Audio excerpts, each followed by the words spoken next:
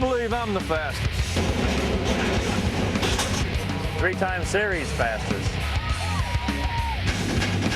Last season's fastest. At Daytona, you gotta have a friend. You better bring all the friends you can find. I know I'm the fastest. Faster than the boys.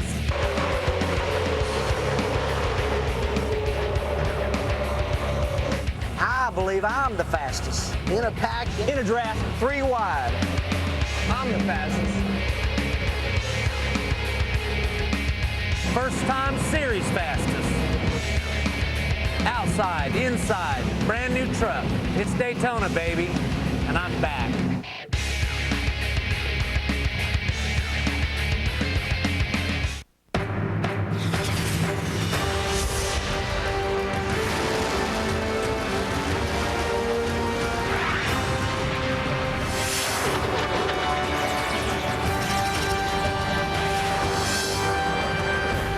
Days have passed since the final checkered flag of 2003. We kick off 2004 at the Mecca of Motorsports. Speed Channel's coverage of the NASCAR Craftsman Truck Series pre-race show is presented by Craftsman. It's a new season, a new manufacturer. We've got veteran drivers back, and we're under the lights at the Daytona International Speedway. Hello, everyone. I'm Rick Allen, and joining me to call all the action tonight, Michael Waltrip and Phil Parsons.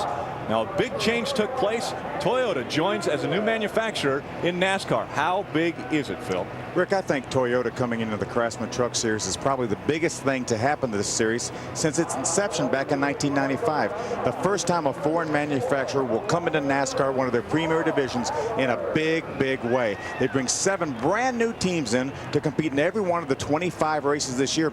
And this is race number 1, and this is Daytona. And who better to tell us about Daytona than 2-time Daytona 500 winner, Michael Waltrip.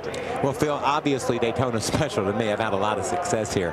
Why, you might ask, does Daytona mean so much to these drivers? History, tradition, speed, fierce competition. When you come to the checkered flag last year, Rick Crawford, 3 wide, wins the race.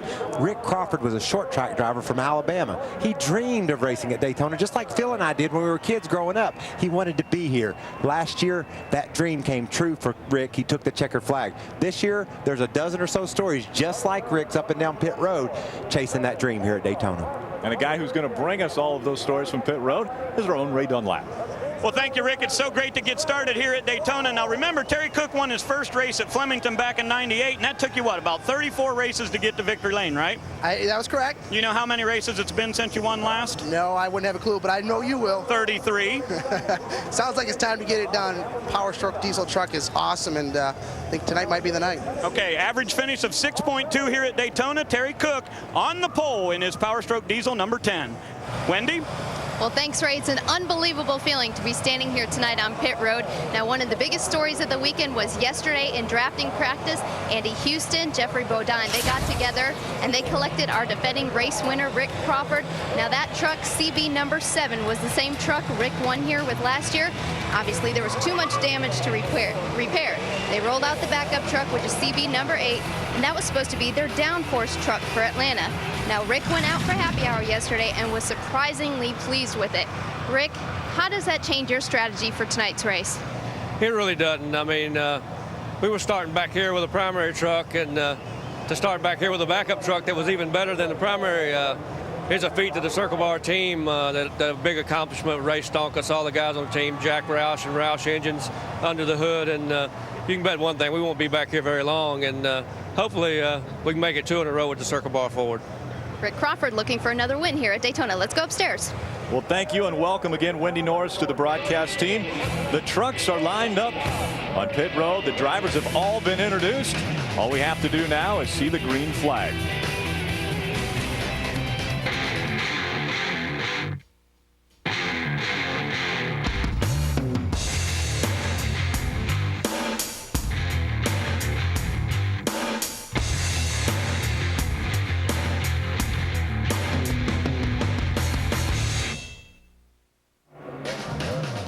Speed Channel's coverage of the NASCAR Craftsman Truck Series pre-race show is brought to you by Craftsman, the official tools of NASCAR and the NHRA.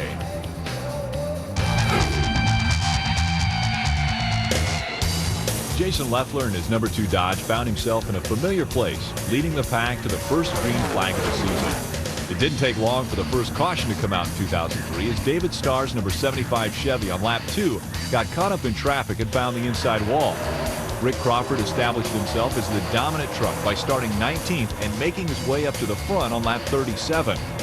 Just 5 laps later, Ted Musgrave's number 1 Dodge lost a tire and caused this wreck that saw him take out his own teammate and pole sitter Jason Leffler. Rookie of the Year Carl Edwards in the '99 Ford showed us a flash of greatness as he led 3 laps before losing it and hitting the wall hard. But it was this final accident on lap 99 that guaranteed fans a fantastic finish. Green-white checkered. When they finally restarted, it was vintage Daytona.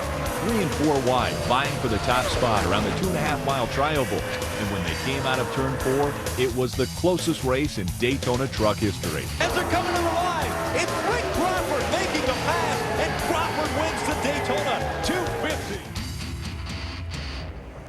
An amazing finish for that first race here at Daytona. And another amazing thing that took place that day was Toyota introduced that they were going to be in the upper tier of NASCAR. They were moving into the NASCAR Craftsman Truck Series, and that all took place 1 year ago. And now today they are at NASCAR. On behalf of everyone at NASCAR,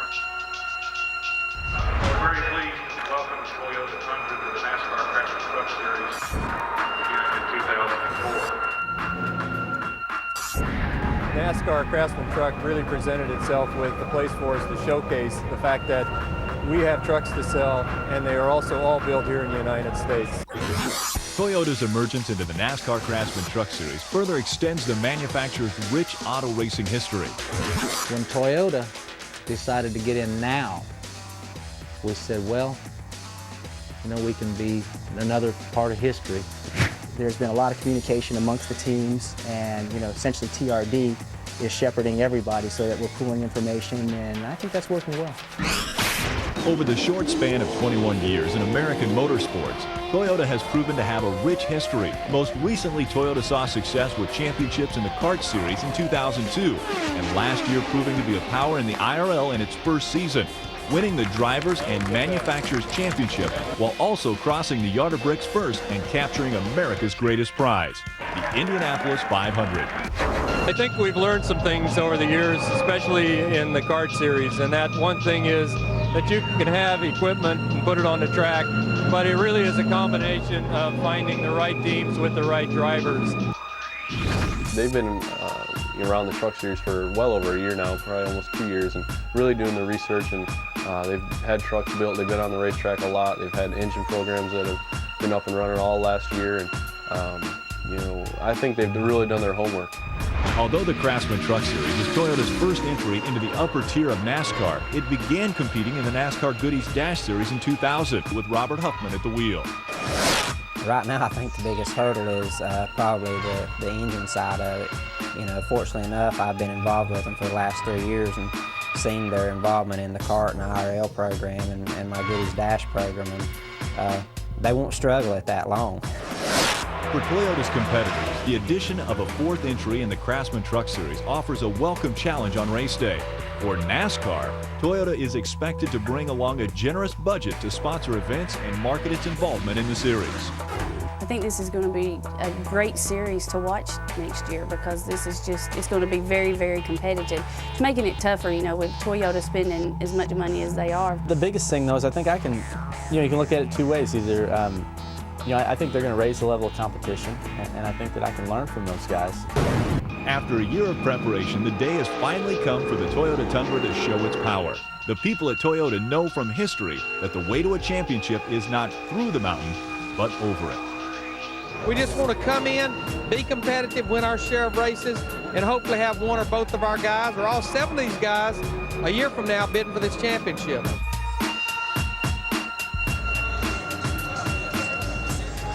Well, for the first time in NASCAR Craftsman Truck Series history, our defending champion does not return to the same team or the same manufacturer for that matter. Travis, I think you're messing with our cameraman. You told me earlier you were glad to be starting up front. What's your strategy for tonight? Just mainly just stay up here, you know. got shuffled quite a bit around in that IROC race. So hopefully we can just keep this Lion X Toyota up here in the top 10 and be in the lead pack when we get down to the final 5 or 10 laps and be there when it matters and go for the win. As Travis Quaffle looking to improve last year's Daytona finish of 2nd. Let's go to Ray Dunlap. Well, thank you, Wendy. When we start talking about Toyotas, one of the biggest names whenever they announced their driver lineup, of course, was Mike Skinner. Now, Skinner is known as the champion that started off this series. He was the grassroots of the Craftsman truck. Hey, Mike, welcome back. Glad to have you. Man, this is awesome. It's exciting. Under the lights at Daytona here in a brand new Toyota Tundra. This is cool. Truck racing's bad.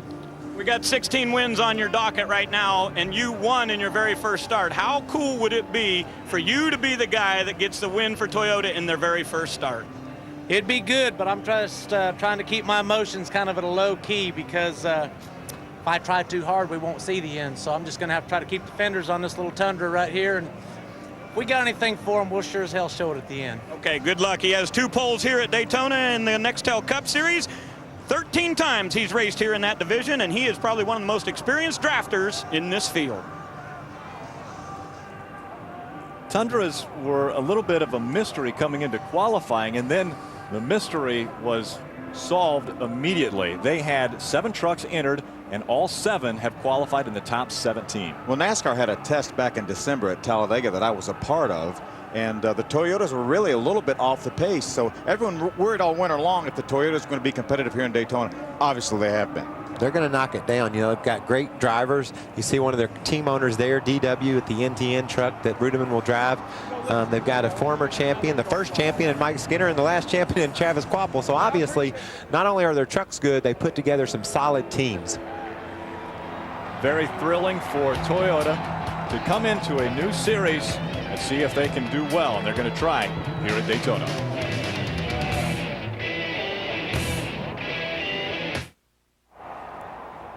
Welcome to the NASCAR Craftsman Truck Series Florida Dodge Dealers 250 on Speed Channel. Let's kick off the season and go down trackside for pre-race activities.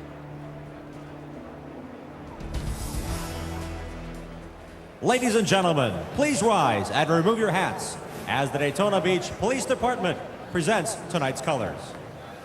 And now, let's welcome Reverend Hal Marshman as he delivers tonight's invocation.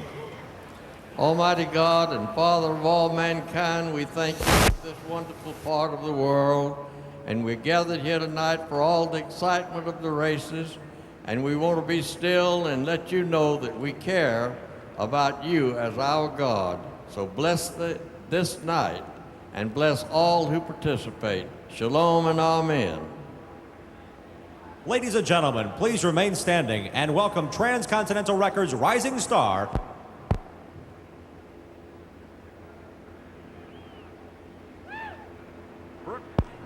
Brooke Hogan, as she sings our national anthem. Oh, say, can you see by the dawn's early light what so proudly we hailed at the twilight's last gleaming, whose broad stripes and bright stars through the perilous fight o'er the ramparts we watched were so gallantly streaming, and the rockets recollect the bombs bursting in air gave proof through the night that our flag was still there. Oh, say does that star-spangled banner yet wave o'er the land of the free and the home of the brave.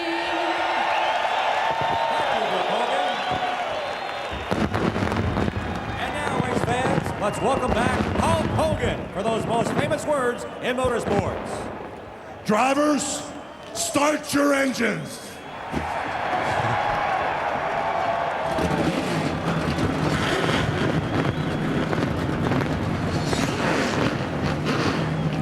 Quite possibly the drivers were just scared into starting their engines for the first time. Hulk Hogan delivering those famous words. Just 10 minutes away from the green flag of the Daytona Dodge Dealers 250.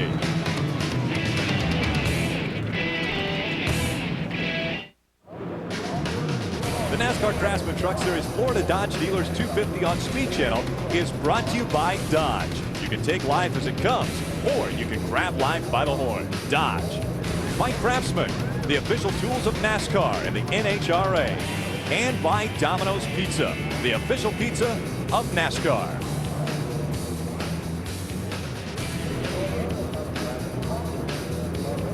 Overcast skies all day long, a change from yesterday. It was a beautiful day. Today, a little bit colder. I think the key point is it was a lot warmer yesterday when these guys ran their final practice session, and the wind was blowing with them with a tailwind down the backstretch. Now the wind is extremely calm. Let's take a look at the Craftsman track description. You can see here the track's 2.5 miles long. The corners are banked 31 degrees. The famous trowel was 18 degrees. That's higher banking than most tracks we race on, and that's supposed to be a straightaway. So look for a lot of action through there. 3,400 foot down the back straightaway. You can pass anywhere. You could wreck anywhere. This place just is so tight. The competition is so intense. Who knows what's going to happen and where it's going to happen at. Let's take a look at the Castrol GTX race analysis. And Michael, you probably know quite a bit about how to run around this track. Well, you can have a lot of fun on this track. You know, you hear the drivers all the time say, wow, I just had the best time ever. That's when it's over. When you're actually doing it, it really isn't that much fun, is it, Phil? This is probably as mentally exhausting as any race these guys will run this year. Even if you were having fun, you wouldn't know it because your mind is just so entrenched on what you're doing. Guys, let's take a look at the Domino's starting grid for the first race of the year, and a lot of people call this the Super Bowl. On the pole for the first time at Daytona, Terry Cook claims that spot. A rookie, Chase Montgomery, on the outside, and the parity is very well shown here as we have 4 manufacturers in the top 4 spots. There's 3-time Dash Series champion Robert Huffman on the outside of row number 4, and Randy LaJoie on the inside of row number 5, a 3-time Busch Series winner here at Daytona. You see here Tina Gordon and Mike Skinner lead up the next group. Did you know that if I win the Daytona 500 on Sunday, you can get free cheesy Domino's dots by calling Domino's and saying you want the Waltrip special? I didn't know that, but I'm glad I know it now. Jack Sprague will start on the inside of row 10, 3-time series champion. And welcome to the series, Steve Park, who takes over for Brendan Gaughan in the Orleans 62. There's a 2000 winner, Mike Wallace, on the outside of row number 13, and 5-time ARCA champ on the outside of row number 14, Frank Kimmel. Cat, I talked about in the opening, Rick Crawford, you see he had a bad starting spot. Well, it got worse. He crashed in the final practice, so he'll go from last to try to defend his title here in Daytona. 41 trucks tried to enter this very prestigious race. 5 were not able to make it. Lonnie Richardson, Kelly Sutton, Phil Bonifield, L.W. Miller, and Greg Sachs all missed the field. Early problems for the Spears Manufacturing 75. Looks as though they're pulling the hood pins, actually putting them back in. So he'll be moving out soon.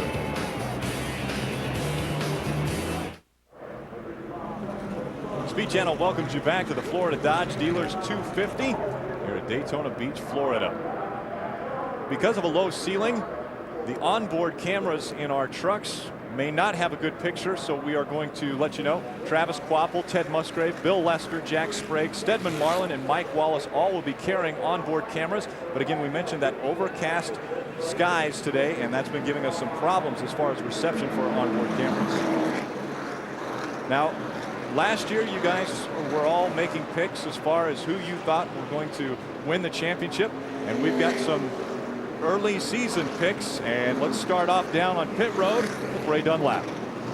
Hey, Rick, thanks a lot. You know, it's just impossible not to go with Jack Sprague, in my opinion. Here's the reason why. He's a 3-time champion. He might have been a 5-time champion. He lost the championship by just a couple of points. Sprague is probably the most experienced guy in this field. Also, his team, the 16 team, has won the last 2. I think he's the guy to beat this year for the championship. Wendy?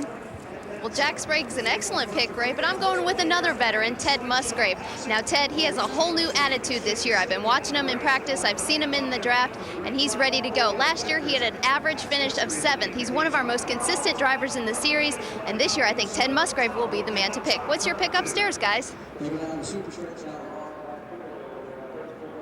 Think, Phil? Well, I think Dennis Setzer came within 9 points last year winning this championship. Had they had the new point system where they gave 5 extra points to the winner, he would have won this championship by 1 point. They've got a new deal. They've got motors from Richard Childress. Chevrolet really jumped on board with this truck, sponsoring it. I think Dennis Setzer is going to win his first Craftsman Truck Series championship this year. I like Dennis Setzer too. You know, he qualified 4th down here at Daytona. Historically, he's been a short track guy. Now he's all top of the line here at Daytona. But I look for Matt Crafton to come out of the fog with this championship. I think he can race solidly. He proved that in the 88 truck last year. He's got an experienced car owner in Kevin Harvick, who's going to rely a lot on Richard Childress, who's won this championship before. I like Matt Crafton. Very good, and it pains me to say this, but I've got to agree with Ray Dunlap. I think that Jack Sprague, 3-time champion in this series, and jumping into a truck who has just had repeat championships with IWX, I think that Jack Sprague is going to be the man that is going to be out in front for the points championship.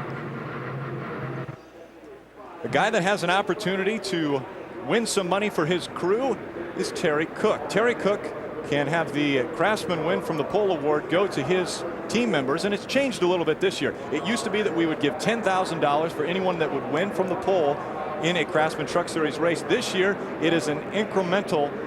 It increases each race. It starts off at $2,000 and then it will go up as soon as no one has won it until someone wins it. So quite possibly at the end of the season, if no one wins from the pole, someone could win $50,000 in that last race at Homestead.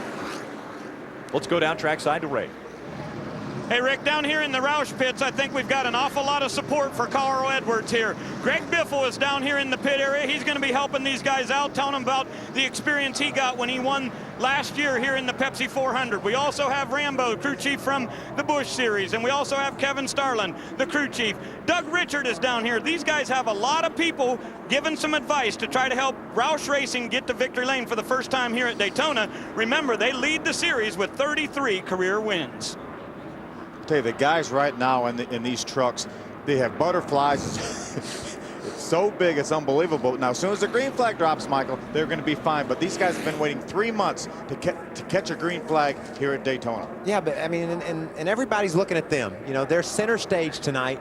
The feelings inside of those trucks, they say go, and you think maybe you're going to calm down, but it doesn't go away for 10 or 15 laps. That's why this start is so important, that we get off to a clean start. And guys that are going to have to start at the back of the field because of things that have taken place. Andy Houston went to a backup truck because of that accident. Ken Weaver in the 08 goes to a backup engine, so he'll go to the back. Backup car or truck for Rick Crawford goes to the back. Brandon Witt puts a new engine in. He goes to the back. Mike Wallace goes to the back because of an engine. Randy McDonald and Wayne Edwards and Carl Edwards all going to the back of the field because of engine changes. These engines turn a tremendous amount of RPMs. The draft is real important. The things run up high on the RPM range, and it's hard on the engines, Phil. It sure is. And a lot of these guys broke their engines even before qualifying. They went ahead, put new engines in, qualified, were able to get a decent starting a qualifying position, picked their spot on pit road, but then they had to go to the back of the pack.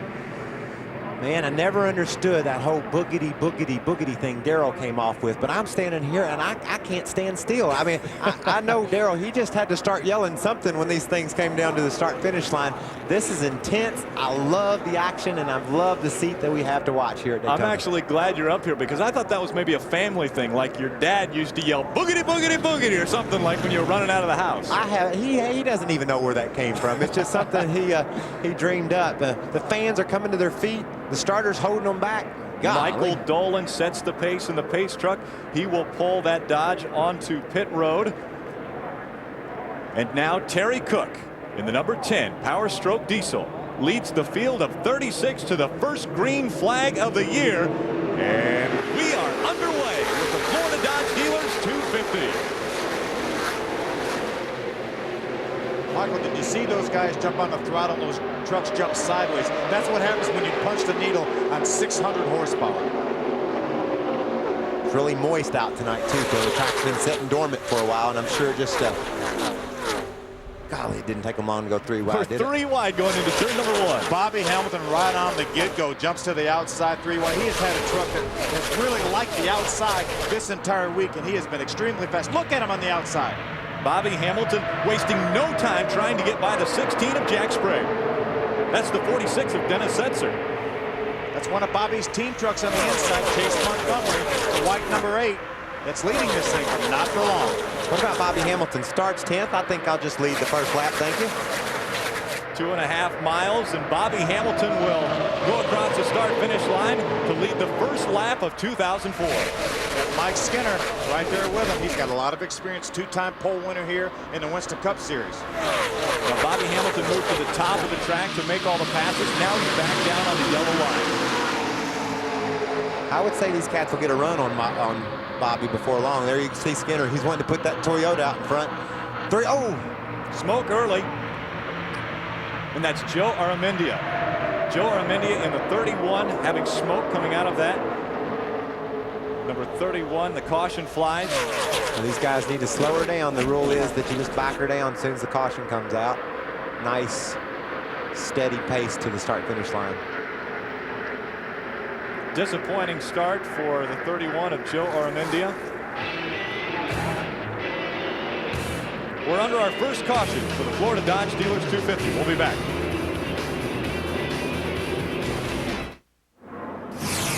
One of Speed Channel's best shows is moving to a new time. Wind Tunnel with Dave Despain beginning February 16th can be seen at 10 p.m. Eastern, Monday through Thursday.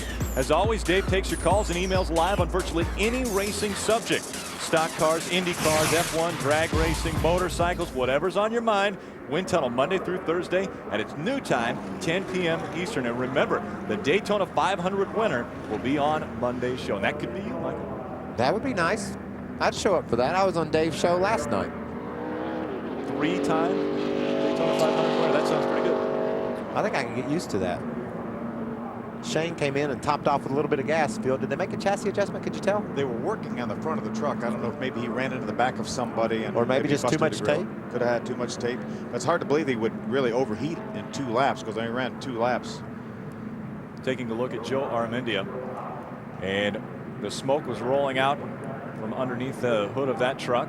That's why we're under caution 1. Almost looked like a loose oil line, the way the thing smoked out the left front tire there. Maybe they can get that healed up and Joe can get back out there after it. Because it looked like he came back to pit road under power. And these guys, if that happened off of turn number 2, there's no way he would make it all the way back around.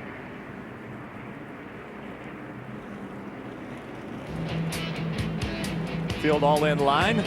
We remain under caution. We'll be back with more racing action after this.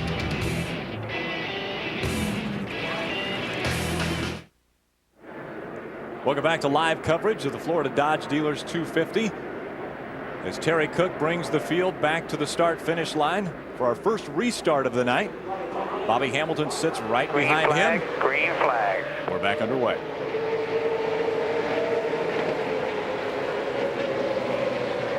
And a truck on the inside of the racetrack there. It's Aramendia. It's Aramendia. He's a lap down. Now, Terry Cook got a good jump on this start, Phil, but that's not always the best thing to do. I think he's going to pay for it because when the guys get to him, they're going to have some momentum. And these trucks punch such a big hole in the air anyway. And for them to have momentum with a big hole that they punch, this is the best thing that could happen to them is they get 2 or 3 wide behind him. Mike Skinner moving to the outside.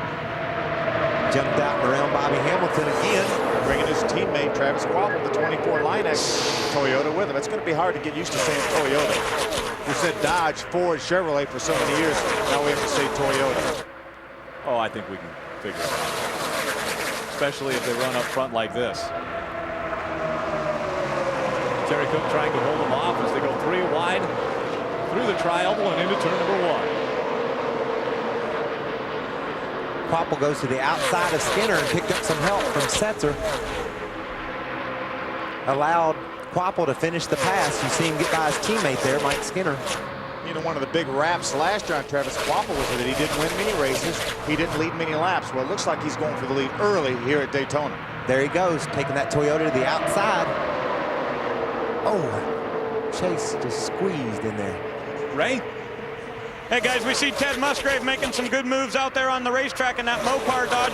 One thing he told me before this race starts is tonight there's only one objective: finish this thing. He's only been running one race out of the 3 that they've run here at the finish, so Musgrave knows if he's going to be in a contention tonight for a championship at the end of the year, all he's got to do is be running after 100 laps. Well, that doesn't go with the new Ted Musgrave we've been hearing so much about. He's been talking about he's going to be no more Mr. Nice Guy. He's going for the front, and now Ray's saying he just wants to finish this race. Oh, Skinner flirting with that yellow line. That, of course, is a no-no. Oh! I got to quit saying, oh, I'm just so excited. Phil, I can't help it. I'm sorry, I'll quit it. A little bump drafting gone bad there, it looked like. Dennis Setcher pulled up, bump drafted along with Travis Quappel and just about turned him sideways. Coming out of turn 4, side by side for the lead. Terry Cook on the inside. Travis Quappel on the outside. Oh, and on the inside comes early. That's the 62 of Steve Park sliding all across the grass now. Bill Lestrade leaving the 22. Good job. Take a look at that side when it comes by. David Watch Starr coming out of the grass Spears there. Manufacturing. Oh, wow. 75 of David Starr. And he had problems on lap 2 of last year's race. He's got a little damage to the front end of the truck, but nothing like the damage he had last year, so he should be able to get that truck patched up. And what a tough break for Steve Park. First time in a truck in several years. Unbelievable. This happened so early. What Steve's trying to do is get back to his pit. And Steve, easy. Turn it around. Swing it wide, turn it around. Swing it wide, turn it around. Put 4 tires on. We need to get the right front fender off the tires. Watch the right rear. Let's take a look at how this took place. Steve's in the middle of a 3-wide pack. You've got David Rudham, the 70, comes up the hill a little bit, gets into Steve Park. That knocks him into Bobby Hamilton. Bobby made some contact with the outside wall. One of the fastest trucks in practice yesterday, Phil, Bobby Hamilton. We saw him get the lead early on the back straightaway. That's going to do a lot of damage to that Square D truck. Steve trying to get 4 tires down here in the pits before the leaders, before the pack gets back around here. I don't believe he's going to make it. David Starr, the 75 truck, just a victim of circuit. There you see the contact between David Rudham and... It just looked like David came up off the corner a little bit wider than Steve thought he was. Steve had a little bit of room to the outside that he wasn't taking advantage of. I'm sure he assumed that that Rudham would stay dead on the bottom, and he didn't. Yeah, here they are. They've already got together. You see Steve. That's what a great shot. That's what you see, Jack Sprague, and that's at 180 some miles an hour. On board with Jack Sprague there. I'm sure Bobby Hamilton probably will want to take a look at the right side of his Square D Dodge because he did make some contact with the outside wall.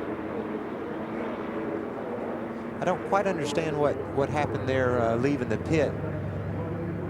Whether Steve ran the stop sign or what. Steve Park being held 2 laps for spinning on pit road, we believe. We'll get an official report back from NASCAR. Even though he did it on purpose? Apparently so. Spin's a spin. I guess NASCAR decided. You might ask why Steve didn't just drive around the racetrack and come in the pits. Well, he had all 4 tires flat, and those tires will do some tremendous damage when you're riding around when they're flat. And you got to remember that's 2.5 miles all the way back around the racetrack. They had the stop sign out. You went through. Yeah, I think Steve ran the stop sign. They crossed the timing mark, I believe. They may hold him a lap for spinning on pit road and 1 lap for running the stop sign, possibly. And earlier, the first caution that came out, Joe Aramendia having the engine problems, will actually be the truck that will get a lap back because of the caution coming out. He was a lap down. He will now get a lap back. He's a couple laps down, so this will help his cause. Certainly. Here we see Bobby Hamilton, Square D Dodge coming in the pits. Steve Park, the Orleans Dodge coming back in the pits. Bobby Hamilton getting caught up. Bobby likes to run on the high side of this track. Not that high. Well, got a little too close to the wall there, but he had some help. Yeah, he was Steve Park back in to get some work done on the Orleans 62. And they're pulling the body out away from the tires. Be interesting to see how many laps NASCAR decides to dock Steve. Andy Houston getting some work done. Ray? Hey guys, Andy was saying he is really loose out there on the racetrack, and we've been hearing that from guys all throughout the weekend, so they're going to make a big air pressure adjustment for him on the right side. The ASE Dodge is in. Guys go to work. Bunch of new crew members here. They said, make sure you pack it full of fuel. And a couple of guys have been on the radio saying they're going to pit, but they're going to come next time. So I'm not sure. Was the pit road open there? Could you tell? That's a good question, Ray. We see Bobby Hamilton's group taking a look at the right side of that truck. They're stringing it to want to make sure that the wheels are tracking in line there. They may have to do a toe-in adjustment. You know, and if that truck was loose, like we're hearing a lot of people say, if it didn't knock the wheels out of a line, Phil, knocking the right front corner of that nose in some will help that truck be tighter. It won't turn as well because it won't have as much downforce on the front end. So sounds like they do have toe issues where the wheels are askew. So see if they can get that straightened out and not go a lap down here. And Ray, just to let you know, pit road was open, and Steve Park got 2 laps assessed to him. One of them was because of speeding on pit road. Wendy? Well, I'm here at David Starr's pit. A tough start for him tonight. Of course, he got pushed off at the starting grid because his truck wouldn't start. Now he's been involved in this accident. He came in once already. He said nothing's leaking. The teeth took it out. There was no hole in the radiator, but they came back around and they fixed the damage on the car, and they're back out on the track now. You see the excessive damage on the left side of that truck in such an aero-important track as Daytona. We'll be back with more racing action live on Speed.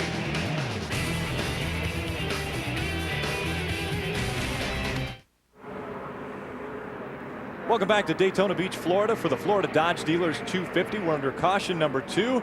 4 trucks being caught up in the initial accident. We'll take a look at this. David Ruderman on the inside. You can see, Rick, he's right on the bottom of the racetrack, right against the yellow line, but there's a bump right there. And when he hits the bump, he shoots up and hangs into Steve. Nothing Park could do. He squeezed Hamilton into the wall, almost saved the truck.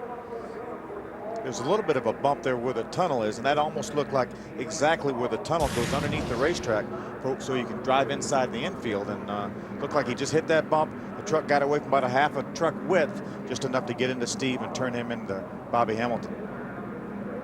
Wendy Norris. Well, we checked in with Travis Quapple's team, and he said he's been a little on the free side, but he's overall okay. When I talked to him at the start of the race, he said, I'm glad to be starting up front because he wanted to stay out of trouble, and now we see exactly why. Guys? He was really loose when Setzer bump drafted him on the back straightaway, wasn't he? He turned dead sideways in the middle of the straightaway. Oh, man, right in front of the whole field. Well, Toyota has pushed to the lead for the first time in NASCAR Craftsman Truck Series history. Mike Skinner got the lead on lap 9. 2 teammates, Mike Skinner and Travis Quapple, 1 and 2. Toyota's first race in the NASCAR Craftsman Truck Series, and currently they're 1 and 2. Just throws the green flag for our second restart of the day. Mike Skinner, Travis Quapple, 1 and 2 as they head into turn 1. Great jump by Dennis Setzer. Jumped on the outside of Terry Cook for the 3rd position. Now they're side by side. Well, the teammates aren't going to ride in line. Travis says, I got to go. I want the lead. 3 wide, no big surprise there. Terry Cook getting a nice bump draft from John Wood. It's come a long way in a short period of time. Mike Skinner went from 1st to 6th in 1/2 a lap, Mike. Travis Quapple, our reigning series champion, out in front of the line X24. Wow, tightened up off turn 4 there, Phil. Like we talked earlier, that bump, these trucks are sprung as softly as they can get them, and they're hitting the road there off 4, causing them to move around quite a bit. 3 wide again as they go into turn number 1. Carl Edwards, the 99 truck, in the middle. A lot of the drivers we're talking about, when you're on the outside coming off 2, you lose that front end, especially if you're 3 wide up there. So these guys are really being careful getting off turn number 2 so they don't lose that front end like we saw in practice yesterday that happened to Andy Houston. Another lead change. look at this. Terry Cook runs on the outside of Travis Kvapil. Ray, what have you got? Hey guys, just a lot more reports about people being loose down here, including Carl Edwards in the Super Chips Ford. He has said loose, loose, loose. They wanted to take a half a pound out of the right rear and do a little bit of adjustment for wedge on him, but Cowboy Starlin said we can't pit yet. It's too early. We got to get in a little bit later. More track time, but these guys, a lot of them, very loose. How about your end, Lindy? Well, Ray, I'm here in the 17 pit of David Ruderman. I checked in with the team, and what happened on that accident, he was just super loose before it, and it just got a little out of hand. They said team manager Bobby Kennedy told David Ruderman, settle down. Wayne Edwards tried to, or I'm sorry, Wayne Otten tried to tell him that yesterday, and well, it didn't work. Could you settle down right now, Rick? Look at that mess. And besides that, they're all loose. Look at that 52 truck right there, middle of the pack, middle of that 3 wide pack. Ken Schrader's truck driven by Mike Wallace.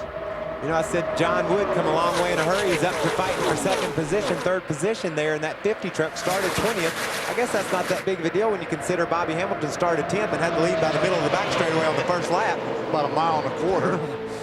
Yesterday during happy hour, we had probably at most 10 trucks in a pack as they were out there practicing. Right now, we've got 25 trucks in this lead lap pack. We've got 15 trucks right now within 1 second of the lead. Remember yesterday when I told you what they were doing wasn't drafting practice? That was just that was synchronized driving, trying to figure out how the trucks were handling. This is what I mean. This is what the pack, this is the glob. This is what gets your attention. Look at that 52 truck in the inside Ford Jeep there. Mike Wallace, the 52 truck. Remember, he changed engines and went to the back of the pack, Michael. Federated Auto Parts, number 52, Ken Wallace. Mike Wallace. Mike Wallace, I'm going to say Ken Schrader's truck. Ken was disappointed that they changed the engine on that. I don't think Mike Wallace is disappointed at all. All the way up to the 4th position. In the very back of the pack. Things are starting to settle down a little bit, Phil. You'll see that after 10 or 15 laps on these tires. The handling goes away somewhat, and they just can't hold their breath any longer. They're saying, give me some single file racing. We might have to mention here that Goodyear brought a different tire this year. NASCAR really wanted Goodyear to have a little bit softer tire at each and every racetrack to put a little more of the driver into this thing. Do you want these tires to wear a little bit? Make these guys make some pit stop and change tires. Try to spread out the competition. It's not doing too good to spread out the competition right now, but these guys will see some tire wear. Wendy, I believe you've got something on Bobby Hamilton. Yeah, we checked in with Bobby Hamilton's crew, and of course he started 10th tonight, but he had contact with the 62 of Steve Park. They took 3 pit stops to fix that damage. They said the left side was knocked in at about an inch. They took only left side tires, and of course Bobby has to come from the back of the pack in 28th, guys. Only left side tires. We saw him hit the wall. Evidently they didn't think they were damaged. He definitely scrubbed all the Goodyear markings off the outside tires, but they were lucky not to change it.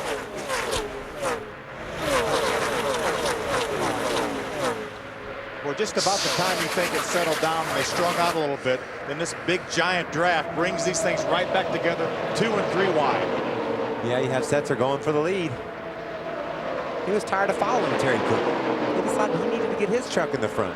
Everybody seems to be on their own agenda, Phil. What's the deal with race car drivers? Nobody is working together in this race. Not 2 drivers are working together. We saw teammates Travis Kvapil and Mike Skinner. They didn't stay nose to tail for 15 seconds. And then we saw a couple of veterans line up, and they couldn't stand not passing one another. This outside line shows Dennis Setzer in the Chevy Silverado 46 right in front of Travis Kvapil in the Line X24. That is just opposite of the way the points finished last year. Dennis Setzer finished second in the points.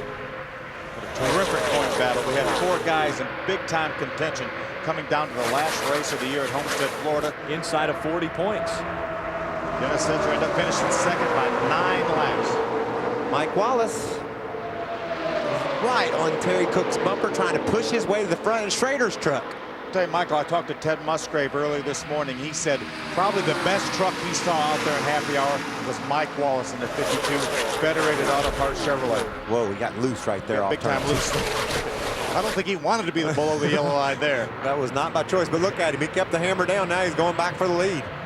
I bet he's hoping Carl gets off of him a little bit when they get down here in the corner, though. How about Mike Skinner, the 42 truck, jumping on the outside of his teammate, making it 3 wide, putting Travis Quaffle, the 24 truck, in the middle. I don't think after tonight Travis will have any question about Mike's commitment to going fast. He's going to get that truck to the front no matter what it takes. Try to squeeze in underneath Quaffle. Lead 5 trucks now forming a line. And then, as soon as you say that. Yeah, they tried that once, Rick. That lasted all of about a half lap. I said, yeah, the tires are going to settle down now. Then they were 3 wide. We didn't even get a chance to explain to everybody about the tires, and they were side by side again. Rudimann's fought his way into the top 5. There's Randy LaJoy, the 59 truck, melting engine parts. Everybody in this field's going to get a call tonight, aren't they, Phil? They all worked their way to the front. They're all going to be fighting for the lead before this thing's over. Mike Wallace moving up on the high side. Carl Edwards trying to tuck in behind him. But everybody's trying to chase the 46 of Dennis Setzer. That's pretty fast down pit road. They might get called for speeding, I would guess. No, not for that. They just saved their necks is all they did. When you're trying to avoid an accident or something like that, you get pushed down a pit road, it is not a problem. You can speed up pit road. And they only went down there at 180 miles an hour. Yeah, and they didn't lose a spot. Phil, look at them. What is a crew member thinking as the truck goes flying by him within 30 feet at 180 miles an hour? I'm glad I wasn't standing on pit road. Let's take a look at that run, that close run that those 2 trucks just had. Carl's going to get together with the 59 truck of Randy LaJoy, and they just turned them that way, Michael. Golly, they're so fortunate. They just did a great job there of not panicking. You know, they came together. Unbelievable. He doesn't even lose a spot. Dennis Setzer not losing his spot as Mike Wallace tucks in behind him. Carl Edwards probably trying to calm the nerves. He's already had a problem at Daytona a year ago, though. We'll be back with more exciting racing from Daytona International Speedway.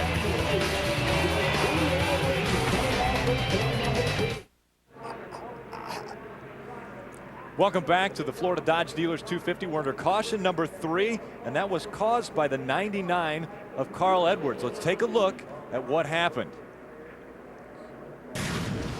We saw the contact earlier. Cut down his left rear tire, and around he goes. He was trying to get back to the pits. And this brings out the caution flag. And because of the caution flag,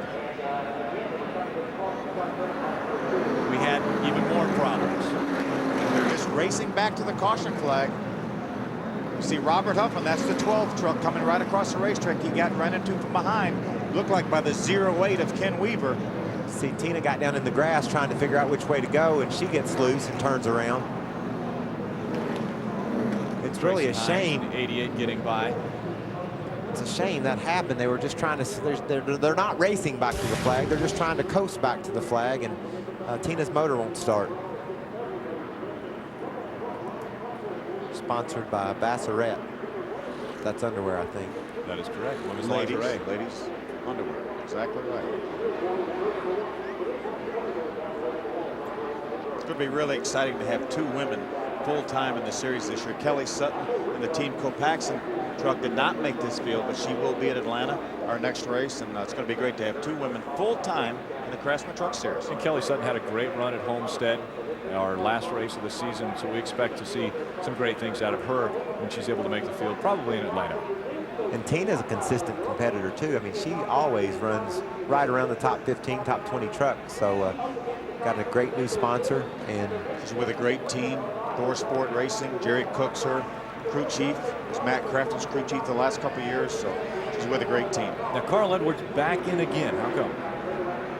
Just continuing under this caution flag to tune on that truck. They got the right rear tire changed on that last stop. He had to go so slow, Rick. He wasn't caught up well enough. I'm guessing he came back in. I didn't see, but I'm guessing he came back in to get the other 2 tires so that so he could catch up without going a lap down. Yeah, we obviously saw that he had a left rear tire down, so he came in the first time, put left sides on. Didn't want to take as much time to do all 4 tires because the field was coming. Came back in, as Michael said, to get the right side tires. Now he'll be good to go back in the lead lap. Fresh tires, and really, if these guys, I'm really surprised that a lot of these guys don't pit right now. We're 26 laps into this race, and we think the pit window is somewhere between 32 and 40. So I'm really surprised that a lot of these guys have not chosen to pit. Ray, what do you think the story is on that? Can you dig around down there and see what anybody's got to say? Why didn't we see trucks on pit road? Well, they've all said that the pit road is not open. They've had a person up on the top looking down saying the flag shows it's not open yet. That is an excellent reason there, Ray, for those guys. That's a pretty good reason. Now, a few people did come in. As you documented, the 99 was in. We see David Starr is in the 75, but those guys know they're going to be at the tail end anyway. Now, we do expect Dennis Setzer to come down, Mike Skinner, a whole bunch of others. We're checking out on what everybody's going to do here, and we'll let you know real soon. Dennis Setzer running very well out in front in the Chevy Silverado, number 46. Mike Wallace, we had mentioned, changed an engine, went to the back of the field, has worked his way all the way up to second, running very well in that position.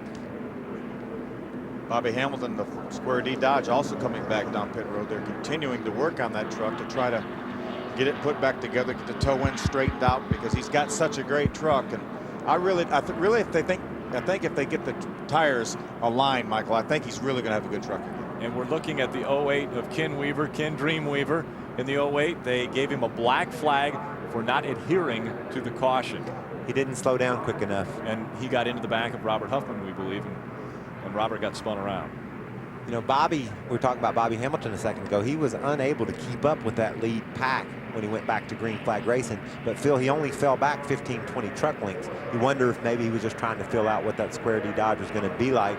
And now that he's had a little bit more time to work on it and adjust on it, he could still yet be a contender. I didn't see enough damage on that truck to think that maybe he couldn't still climb back into contention. I didn't either. And you know, he's a pretty cagey veteran, so he wanted to feel that truck out a little bit and say, hey, I know there's going to be another caution flag. Or if the truck feels fine after a few laps, then I know I'm going to, when these guys get 3 wide, I'm going to catch that pack anyway. We just saw the red flag still for pit road, and Carl Edwards in that 99 had some problems, and probably why he lost that tire was zooming down pit road. He got hit in the left rear. Well, that's why he zoomed down pit road, Rick. You could see right there, he just comes over on the 59 truck. LaJoy held his ground, but that has to be the fastest anybody's ever gone down pit road. Those guys didn't lose a spot. There's his tire came off, the tread came off the tire. It was already flat. And then he just trying to get back to the pits as fast as he could, because at this point the green flag is still out. He knows he's got to try to get back to the pits as fast as he can, because he's losing such precious time. And as he was spinning, they brought the caution flag out. Ken Weaver again getting the black flag for not adhering to that caution flag, getting into the back of the 12 of Robert Huffman, and then that causing the melee in front of the grandstands.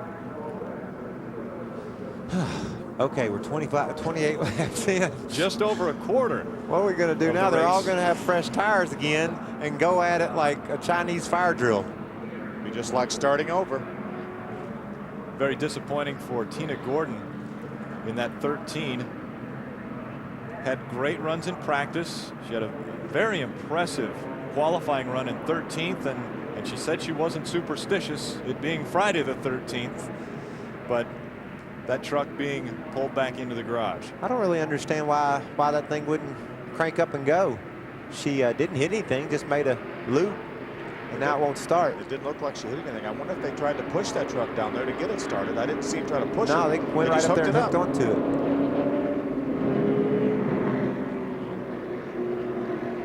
They probably will open pit road here momentarily, because I see the green flag waving now, Phil. Yeah, Tina's truck was actually parked at the exit to pit road, which is why they kept it closed. And here they come. This is actually perfect timing for the first pit stop. These guys can get a real good gauge on their gas mileage right now. Hey, Michael, how about Skinner, huh? Comes from 14th all the way up to the lead. He's just a tick loose, so they're going to work on air pressure on the right front on his Toyota. You see him on the bottom. He came off the track in 4th. On the very top of your triple pitch, you see Dennis Setzer. They're going to put some tape on the bottom of his front grille there. They want to try to get the oil temperature up. 4,500 in second gear. Now, Wendy, how about Mike Wallace? Our inaugural winner from Daytona, Mike Wallace, in for 4 tires. He lost radio communication at the start of the race. They have it back. Crew chief Donnie Richardson says the truck is a little free. They're making an air pressure adjustment, 1 pound up on the right front. Now Travis Quappel is also in for 4 tires. He's been very free all night long. He said they're making an air pressure and a track power adjustment as well. Racing off pit road. And And our first major pit stops taking place on lap 29. We'll be back with more racing after this.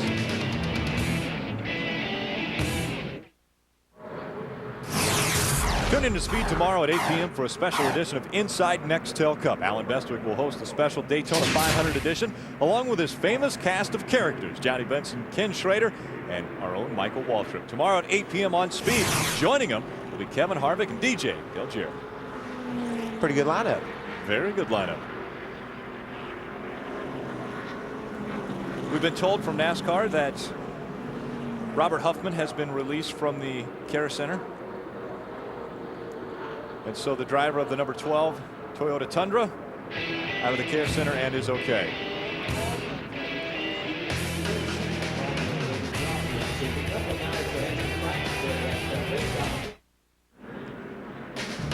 Coverage of the NASCAR Craftsman Truck Series Florida Dodge Dealers 250 on Speed Channel is brought to you by Nextel. Coast to coast, walkie-talkies in under a second. NASCAR and Nextel, partners in speed. And by Castrol GTX. Provides maximum protection against viscosity and thermal breakdown. Randall LaJoie's crew going to work on the number 59, taking care of some body damage that was done there. And that probably is not the ideal tool for that job. But let's take a look at the Craftsman Tool Tech update with Ray Dunlap. No matter what racetrack we go to, you're going to see truck teams need to cut parts and pieces off of their truck at some time. Now, every team has a saw somewhere in their toolbox, but when they see this baby, everybody's going to have a Craftsman twin cutter. It's a 7.8 amp motor, but here's what's really cool. Check this out. The upper blade goes counterclockwise, and at the exact same time, the under blade goes clockwise, and that puts some really good cutting action right here at the center of the teeth. Now watch this.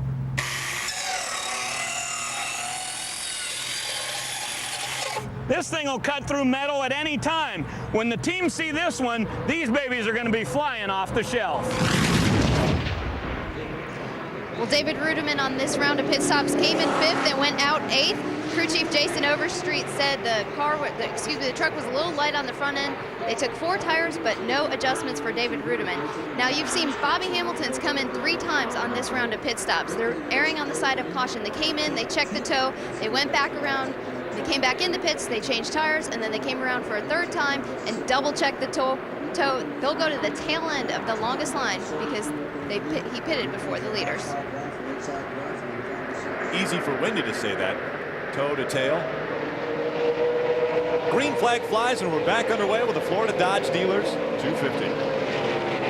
Rudiman actually returned to the track in 5th, just where he pitted, and you know, he's a rookie, Phil. He's never seen this place, but never been in this situation before.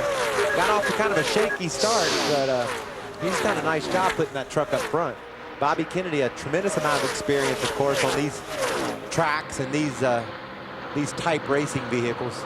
Race for the lead right there. Travis Kvapil on the outside, trying to take away the top spot from Dennis Setzer. Mike Wallace making them 3 wide. Ray, what you got?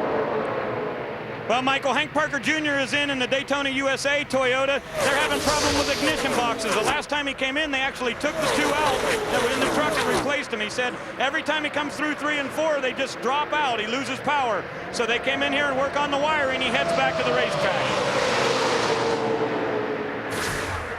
Very, very tight 3 wide action at Ken Weaver, the 08 lap truck on the inside, and there wasn't a whole lot of room down there.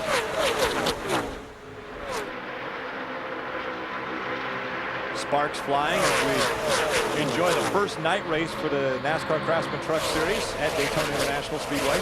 I'm glad you're enjoying it. It's got me tore up. This is crazy. Ted Musgrave on the outside, the Mopar Dodge going for the lead.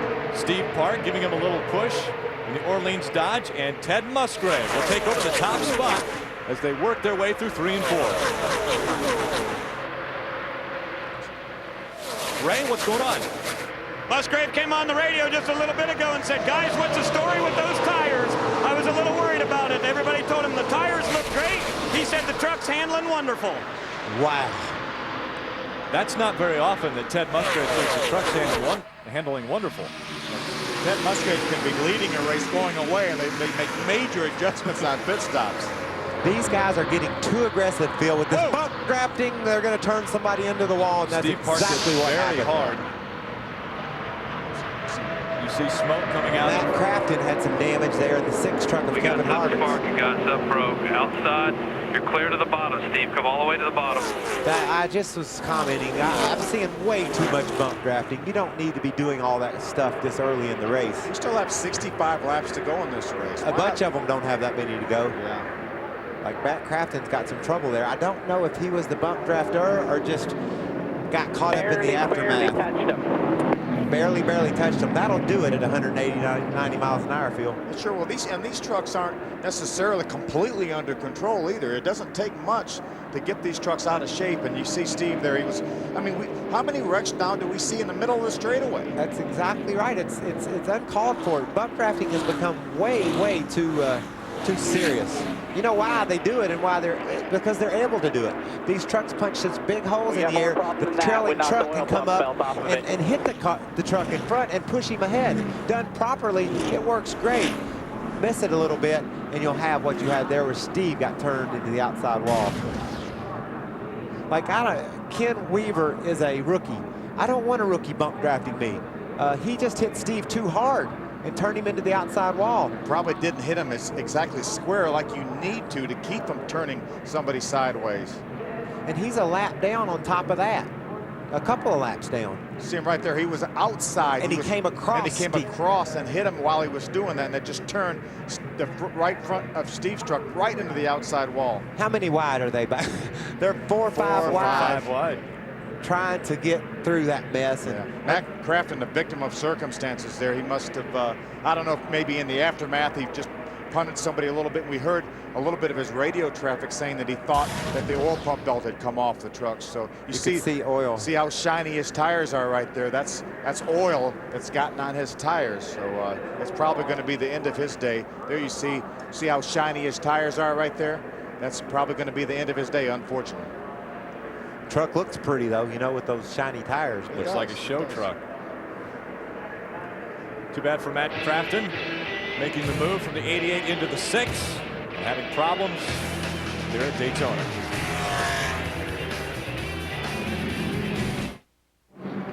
Tune into Speed tomorrow for all your final Nextel Cup practice. The drivers will hit the track at 9 a.m. Eastern for 1 hour, and then be back on the track at 10:30 a.m. for final practice happy hour.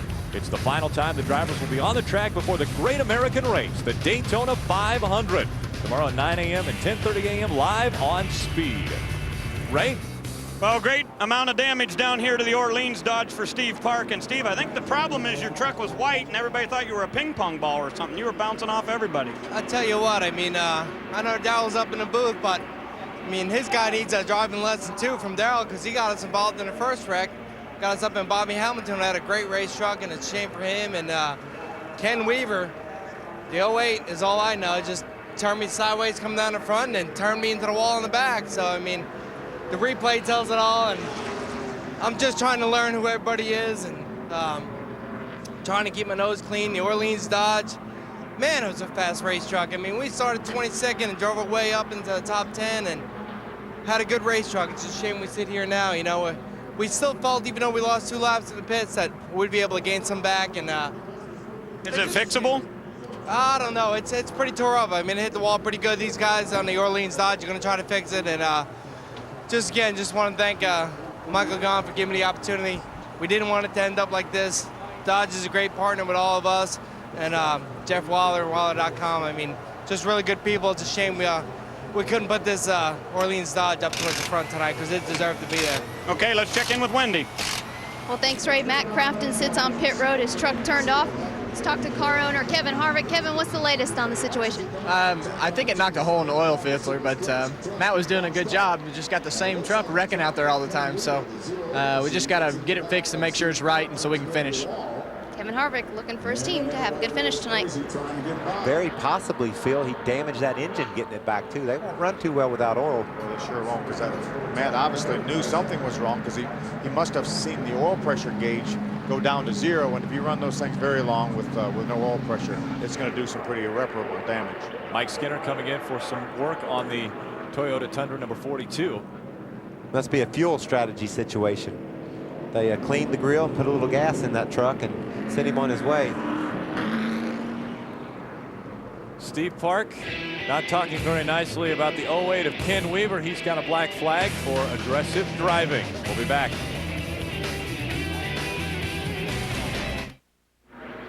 One of Speed Channel's best shows is moving to a new time. Wind Tunnel with Dave Despain beginning February 16th can be seen at 10 p.m. Eastern Monday through Thursday. As always, one of the most knowledgeable men in all of auto racing. Dave will take your calls and emails live on virtually any racing subject. And the Daytona 500 winner will join him on Monday. That's Wind Tunnel Monday through Thursday. New time, 10 p.m. Eastern. You're hoping to be on that show, aren't you, Michael? Yes. Monday.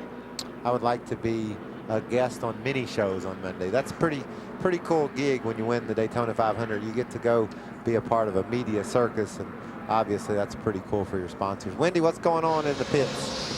Well, we talked to Jack Sprague's team. He didn't like that first set of tires, so they came in, they changed the 4 tires, made an air pressure adjustment on the right rear, and then they just came back in again to top it off, and they also added tape to the grill. You know, I said earlier, everybody's going to get a call. That's our first Jack Sprague call there. He is driving like a veteran, a guy that's just kind of chilling out, letting all this stuff stir up and hopefully be around at the end. We saw pit stops filled by a bunch of the leaders and trucks that have been in contention. I think they look at it as 60 to go. They can split it up now with one more stop at lap with 30 to go and make it to the finish. Yeah, I think it gets every one of these guys in their pit windows, so they know that they can make it, as you mentioned, on one more pit stop. But you know, this racing has been so exciting, side by side, 3 wide, that you almost get used to it. But folks, this doesn't happen everywhere. This is amazing racing. Travis Kvapil leading the field to the start-finish line. Great flag.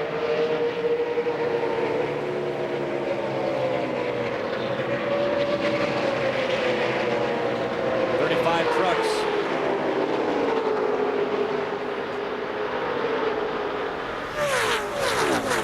Dennis Setzer made it 3 wide to get by the lap truck of Hank Parker Jr. and David Rudiman in the 17 truck.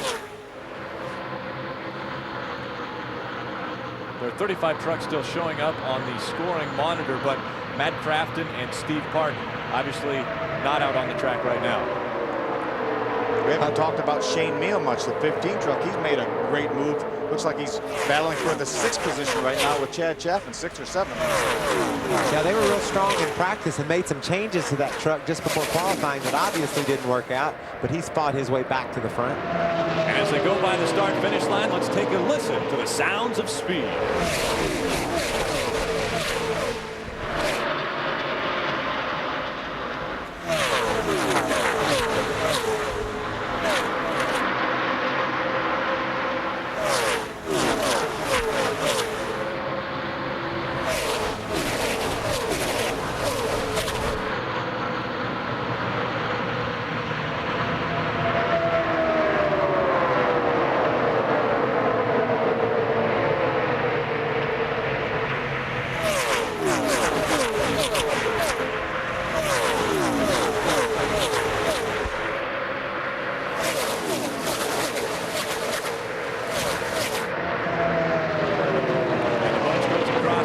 Finish line. The man on the move, the defending race winner, Rick Crawford, started at the back of the pack because of an engine change all the way up into 4th position. Running right on the bottom of the racetrack. I talked to Ray Stonkus. He said he was contemplating a gear change. He said, I'm going to gear this truck to run up high. I think that's the place to be. I said, how many laps did you lead last year?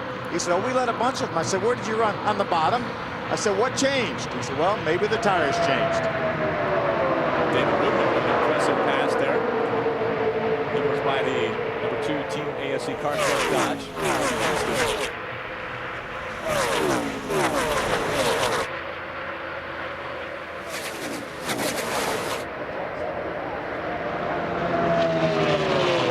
I hate to even say that these guys have really calmed down at the front of the pack. Well, of course, that second group's not too calm there. I don't think I can say it again either, Phil. Now the 4 trucks have moved out in front of this pack. Can 4 trucks move away from a pack? No, not at all. Due to the fact of the air, Rick, that we talked about. You know, just they blow so much air around.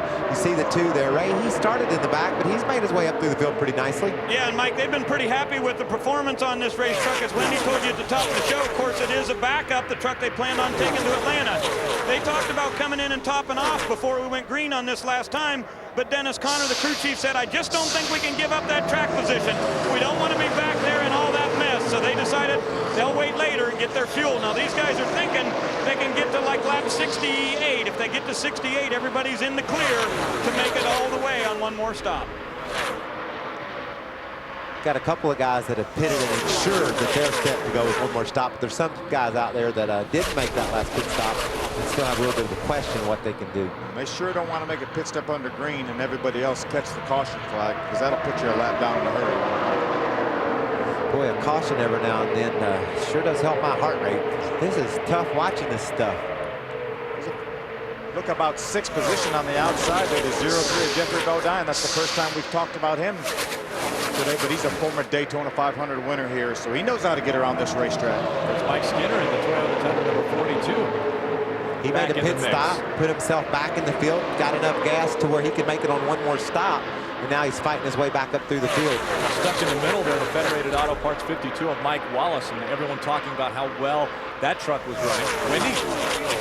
Well, Mike Wallace, he pitted under caution with the 6 and the 16. What happened was he ran over debris and punctured that right rear tire, so they came in and took right side tires only. We'll take a look at what Wendy was talking about.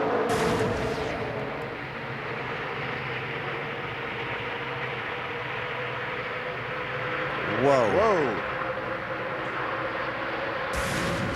John Wood, the Pennzoil Ford, the number 50 truck. Oh. Rudiman squeezed Crawford down to the apron, and see the momentum Crawford lost. He was up under David. David kind of shut the door on him a little bit. Battle for second place.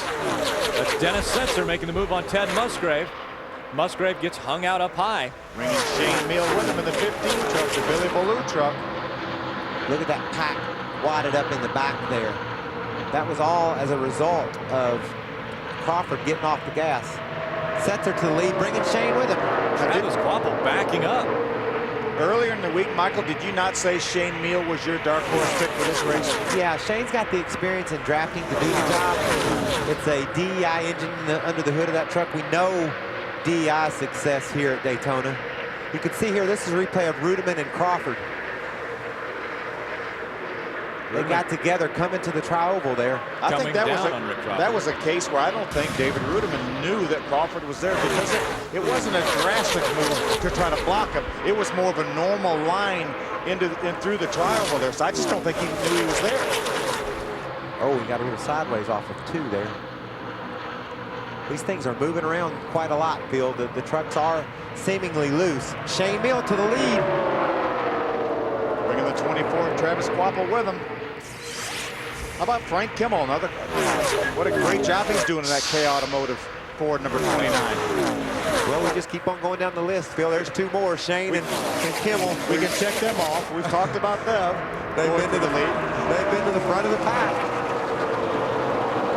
Shane Meal going to the top of the scoring poll. Shane has the fastest lap in this race. Did that back on lap 7. Ran over 190 mile an hour. 8 different leaders in this race already. Ray, what's going on? Hey, Rick, Frank Kimmel's been on the radio saying, I think this truck is absolutely perfect. I've never had anything that rides so nice here. And keep in mind, K Automotive has been great here at this racetrack. Dennis Setzer had an 8th place finish with him, and Terry Cook a 6th, and a 4th. So these guys have been in the top 10 every time. 29 is running good. Moves to 2nd for Kimmel. And a bunch of trucks and problems coming out of turn number 4 as they enter the tri-oval. It doesn't look as though anyone got into the wall. I know the 14 truck of Rick Crawford was involved in it. I think Rick Crawford may have a flat tire. He has damage to the right front fender, Phil. So I think he's just trying to get out of the way right there. Can he, though, without causing a wreck? That may have been Chad Chapin that almost was sideways coming out of turn number 4. That was a great job of driving to save that thing. We looked up and there was about 2 trucks sideways, looked like. Here comes Rudiman. Let's take a look back at that coming out of turn 4. See the 14 truck of Rick Crawford right there. He's going to come to the inside. I think he's going to make contact with Chad Cheff, and Chad may have come up a little bit. Well, Crawford got sideways, Phil, his nose. Oh, we got one wrecking off turn 4. Oh, a big accident on turn number 4. Mike Skinner, the 42. Ted Musgrave, the 1. That's a super speedway crash. Joey Clanton in the 40. Oh, man. 59 of Randy LaJoy. Looks like the 8 maybe of Chase Montgomery. We saw the pole sitter, Terry Cook slide through that mess without any damage. There's Bobby Hamilton getting going. There's Randy LaJoy. Look at the right front tire there. It's not supposed to be there, Michael. Shortened up his wheelbase on that right side. Bobby's got some damage to the left front. Bobby Hamilton, I'm speaking of. You can see Randy there's in trouble. Ted Musgrave, unbelievable. 2 years in a row, they've had problems with that Mopar Dodge. Phil, you had to see that coming. It was. The way these trucks are dancing around, and these guys, they're running 2 and 3 wide. There's Ken Weaver, Joe Aramendia, 2 and 3 wide. These trucks dancing around. This racetrack is not as wide as Talladega. Talladega seems like it's about 2 lanes wider than this one. There's just not enough room to do that. Serious damage to the 8 of Chase Montgomery. Outside pole was his starting position. And his evening is done. I'm going to say between 10 and 12 trucks, Phil, off turn 4. See Shelby Howard, the 23 truck on pit road with a lot of damage. There's Shane Sieg, the 07 truck with quite a bit of front end damage. And we saw Ted getting caught up in that, so it must have been a problem at the front because Ted was leading the race. Right front's rolling now. Jack Sprague is backing down pit road with some damage. There's Jack Sprague right there, our 3-time champion back in the series full time. Tracy Hines in the 88. You see that truck at the back of pit road. Mentioned the 40 of Joey Clanton also involved sliding. The accident occurred about mid-pack, Rick. Somebody on the bottom of the racetrack. I couldn't really get an eyeball on it. Let's see a replay on it here. This is the beginning of the accident. Oh, it looked like the 16 truck of Sprague was up under Tracy Hines, Phil. Yeah. He had made a move under Tracy. Tracy didn't know he was there. Those trucks got together. And it just slid them right back up in front of all these trucks coming. As you mentioned, it was mid-pack, but the pack was as many trucks on the racetrack. That's how big the pack was. Ted Musgrave looked as though he was slowing down. He was leading earlier, just a lap before, and looked as though he was slowing down on the inside of the track and got caught up in all this. Maybe he was coming in for a stop. You see Jack Sprague get turned around sideways, and the truck turns back around, goes back up the racetrack, right in front of all these trucks. Wow. And you can see what those guys see. Absolutely nothing. Just smoke. Let's check out some of these guys that did a good job slipping through this deal. Sprague got hit pretty hard there by Musgrave. There's Bobby Hamilton sliding around. That's a track blocker, Phil. Nobody got through it. Well, there's Ken Weaver coming in and hitting the 31 of J.R. Aramendia really, really hard.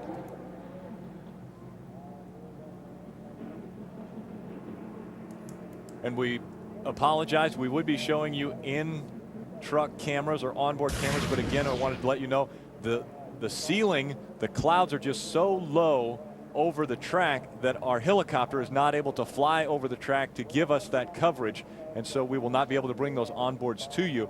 But there's Andy Houston. I didn't know that he was in this accident. Terrible damage for many, many trucks, and we'll get you updated on as many of them as we can. That's 2 trucks in 2 days for that team. Ultra Motorsports team. A year ago, Ted Musgrave lost a tire and it went right into the 2 of Jason Leffler, and both trucks were taken out in the same accident, and 1 year later the same thing happens. Can you imagine 2 years in a row losing both your trucks in the same accident? Randy LaJoy in the number 59. Problems as well. Caution number 5 came out because of this. God. Vicious, Rick.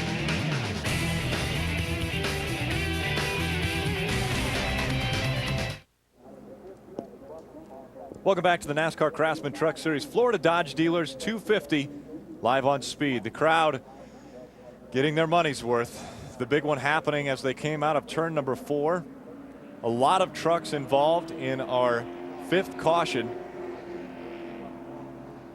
They're still sorting out all the damage at the entrance to pit road.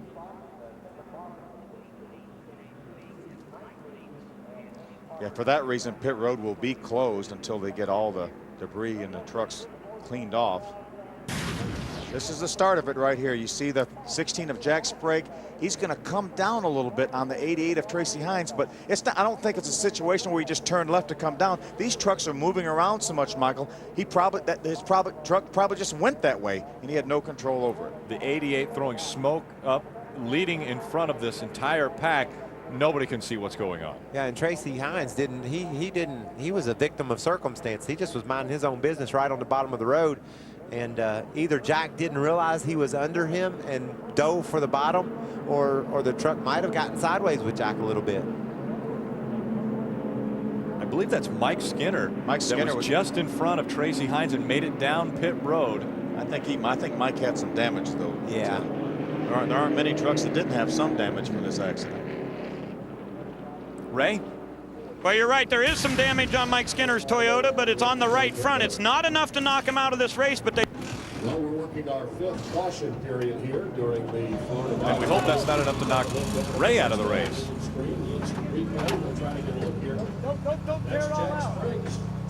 We'll try to get back to Ray. Having a little technical difficulty with that microphone, but Mike Skinner. These are the trucks that were involved in this last crash. It's like 15, 16 trucks involved in this wreck. Boy, when they're running so close together like this, it's just so hard to avoid something. Add Bobby Hamilton to that list. Bobby was definitely involved in that accident. His crew should get overtime pay tonight. They've been working on that truck since they said go. Mike Skinner was involved in that accident, so now we're up to what, 17? There you can see Bobby got a little bit more damage this time. Be interesting to see if they've got anything left up there to put back together, Phil. They've been working on this thing continuously since that earlier accident with Steve Park. Battle of attrition. Well, you can hang around and try to be conservative and be careful and do all those things to try to miss the wreck. Or you can do like David Rudiman's done. He's charged. He's gotten that truck to the front. He's been stuck in the middle a few times, slid back, but he's always had a fast enough truck to fight back to the front. He was running second when that wreck takes place. He doesn't get involved in it. Ray, what's going on with Skinner?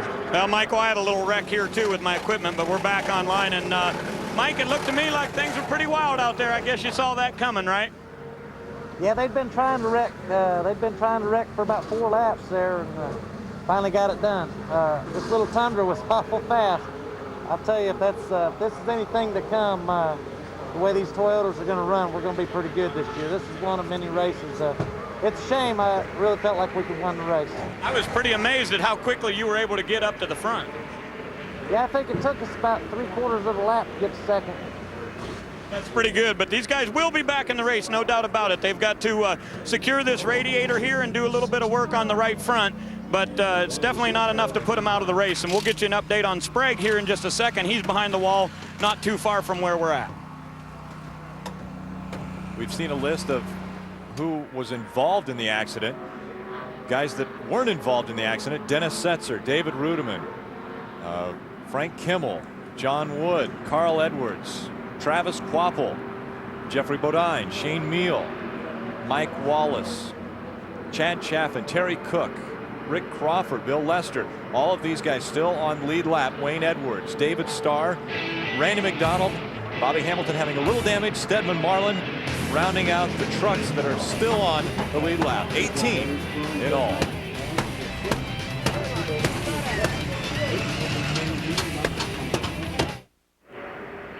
Speed Channel's coverage of the Florida Dodge Dealers 250 continuing.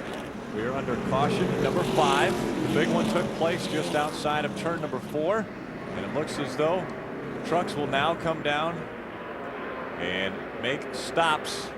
Pit road is definitely open. Big accident took place. David Rudiman leads the field down pit road. Ray? Dennis Setzer is coming in here in his new black 46 Chevrolet. Keep in mind, he's on the heels of 20 consecutive top 10s, and they believe they have a truck that could win it here today. Dennis says, let's put a little bit of air in the right front, and now we'll go to Wendy.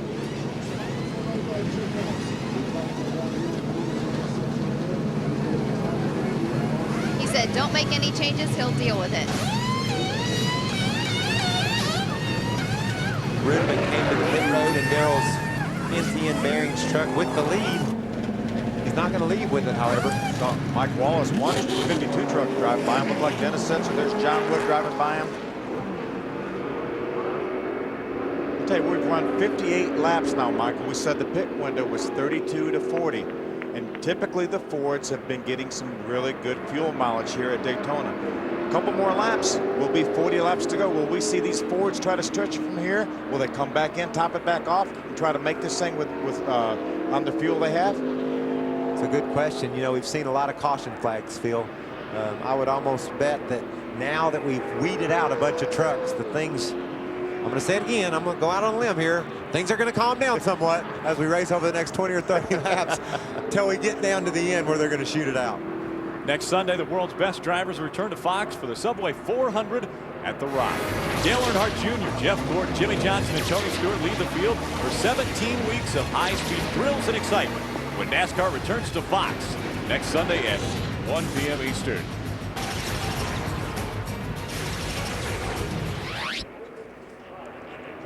I believe Frank Kimmel stayed out that last time. He did stay out. I don't know if that means he's not in his pit window and he feels like there's no need to come in now, or maybe he may be looking at pit road right now. He is looking at pit road. He is coming in. Now, I don't really understand, unless he felt like he could go 41 laps and not 42, why he waited this lap to pit. It could be the fact that he just felt like that one more lap would make the difference and get him in the window. Frank Kimmel brings the Advanced Auto Parts 29 in for service. Family race team, they're going to put right side tires on. I'm sure they'll come around and put 4 tires on this thing. You can see them adding Sunoco race fuel. That's something new and different for 2004 as well. We haven't said that before. In how many, 50 years of NASCAR, we haven't said people come in to put Sunoco fuel in here. So great run by Frank Kimmel. He was up front before that accident, and that's one of the reasons he still has a straight truck and really in contention to win this thing. 5-time ARCA champion, Frank Kimmel. 50 ARCA wins. I know we've been fortunate enough to win an ARCA race in our careers. Ken Schrader's one of the best ARCA drivers we have, isn't he, Mike? Yeah, and he's a tremendous talent out on the West Coast, too. He really gets the job done when he heads out there. Ray?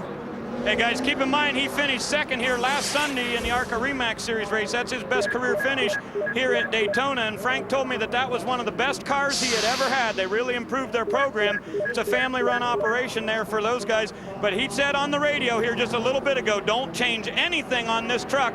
It is driving absolutely great. So Kimmel has been satisfied. I don't think they've even made an air pressure adjustment on that truck tonight. Yeah, I talked to his guys this morning, and they said they were very, very happy with the truck. He was out there. We had the practices right here on live on Speed Channel, and he said they were getting pretty wild out there, so he elected to quit a little bit early, keep that truck in one piece, and he's got a great piece.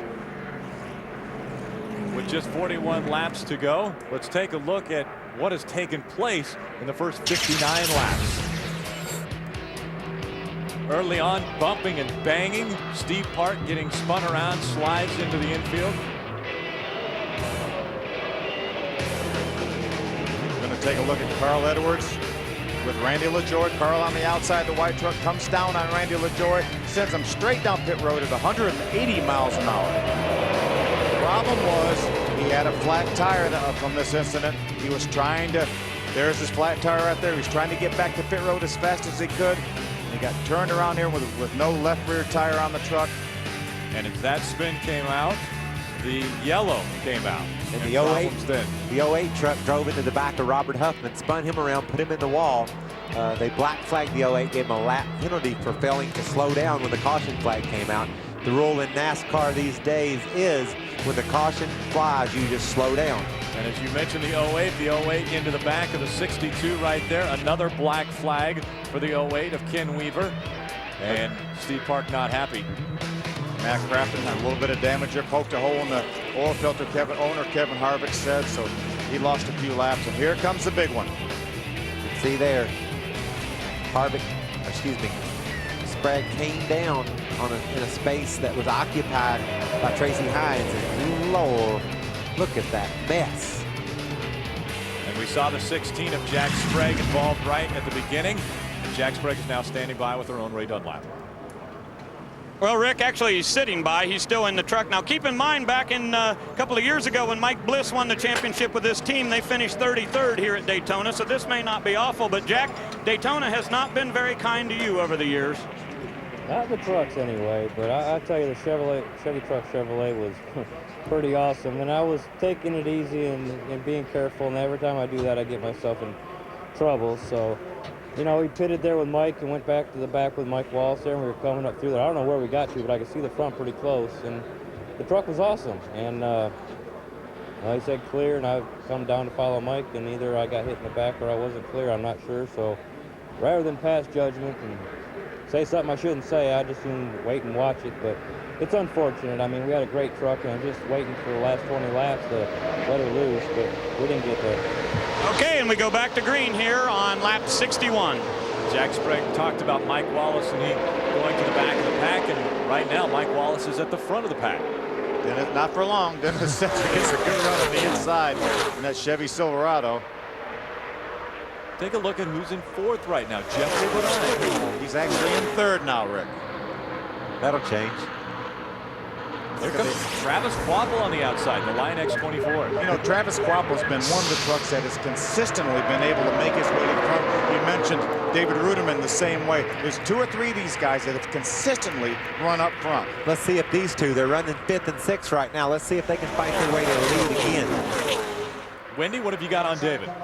Well, to follow up on his pit stop, he came down first, but he went out 7th. The problem was they had a left front lug nut fall off that tire. His truck's being pitted tonight by Kyle Petty's Cup team. He was complaining the truck was a little tight, but he says, I will deal with it. He's happy with the truck. They took 4 tires, and he's out 7th. Phil, you mentioned consistency earlier with Travis Quapple. He only missed 1 lap all of last year in that 16 IWX Chevrolet. And already the 16 IWX Chevrolet in problems in the first lap or the first race of the year. But not Quapple. You know, he's still on pace to grab another top 10 finish. His year last year was amazing. It sure was. Such consistency. And he ran up front. He only won 1 race, but he finished second, I think, 3 times. And when he finished second, he was less than a car length behind or a truck length behind in like 2 of the 3 second place finishes. And the other guy that had amazing consistency was Dennis Setzer, breaking a record in a single season for the most top 10 finishes in a row, and he's looking to add on that tonight. Yeah, he finished the season with 20 top 10 finishes in a row. Another incredibly consistent year. That's no secret as to why those guys were 1 and 2 in the national championship. John Wood tucking in behind Dennis Setzer now. Jeffrey Bodine try to pull away. Jeffrey Bodine battling his way back up to that 3rd position. Sliding up the track, trying to get ahead of Carl. Carl says, no, thank you, sir. Oh, got a little tight there off 4. Remember, Jeffrey was involved in an accident in happy hour last night.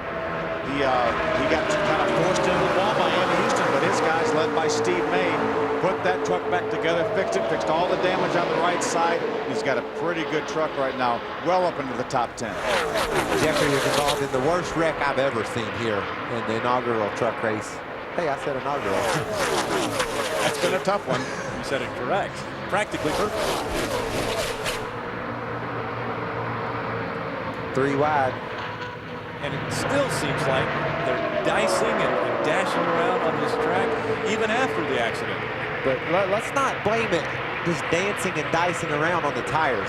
They're doing that on the straightaway. It's from contact by other trucks. Sprague said his spotter said he was clear and he went down. Obviously nothing to do with the tires. It's just a situation where these guys, you can tell they hadn't raced in a few months because they're just really being aggressive. But you would think that driving through an accident like we saw with about 15, 17 trucks involved would take a little bit of wind out of their sails, but it sure hasn't. NASCAR has let me know that the 88 of Tracy Hines, the 08 of Ken Weaver, and the 40 of Joey Clanton all have been checked out and reviewed in the care center and released. That's good news. We talked earlier about the 24 of Wappel and the 17 of Rudiment always fighting their way to the front. They've lost a few spots here, Phil, and aren't being able to get back up through there like they had earlier. A reminder, folks, not only have we created a lot of smoke that has almost made a roof on the top of the Daytona International Speedway, but the cloud cover has eliminated the opportunity for us to have onboards, because normally the signals are shot up to a helicopter that flies right above the track and then sent back down to our truck so that we can get that signal, and that helicopter cannot actually fly because the roof is so low here and the ceiling is so low that the helicopter can't go up. Michael, I'm not sure I would be able to sit and watch those onboard cameras and some of the views they've seen.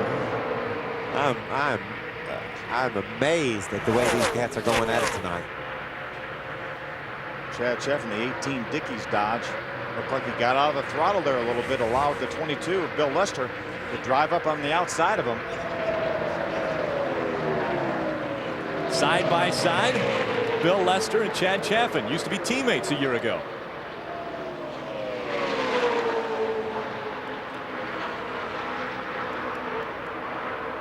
These guys will want to work this deal out, get it single file before that big pack in front of them gets away. You can see the deal's kind of breaking up. Sparse looking as they go down the backstretch. Of course, when you take about 15 good trucks out of the mix, that has a tendency to spread them out a little bit.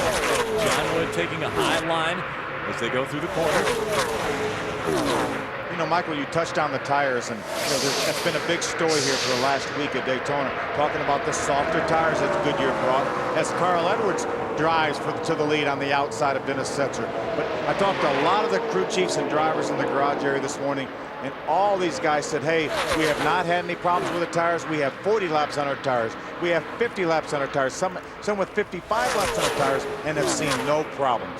Goodyear is amazing to me. You know, NASCAR said we want a little bit softer tire, want to wear out a little bit sooner and make handling come into play. What they do, they produce that tire for everyone.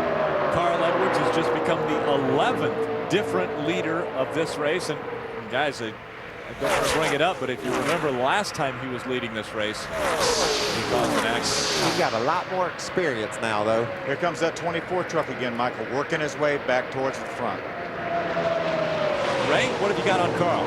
Hey, good news for the Ford guys that are all up front there. I just checked with Cowboy Starlin. He said they're okay to go on fuel. They can make it the rest of the way. I said, how close are you? He said, well, we got 1 or 2 extra laps.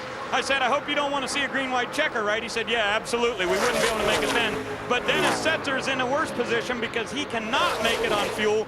They're going to be about 3 laps short the way it is right now. All they can hope for is that we get another caution here before the end of the race. Carl Edwards, Terry Cook, Dennis Setzer on the inside line, Travis Quapple in the Line X24, Mike Wallace in the 52 on the outside, and John Wood, the Roush teammate to Carl, who's leading right now, just behind them. You know, it would be interesting to me to see the difference between, there's the 99, that's a Jack Roush truck, Jack Roush engine leading the race. The 10 truck with Terry Cook, that's a Robert Yates engine. Talked to Fred Wanke before the race, and he did not say that he was getting as good a fuel mileage as the Roush truck was. So it will be interesting to see if all the Fords can make it the rest of the way, or will it just be the Roush-powered Fords make it the rest of the way? Look at Terry Cook moving up into second place.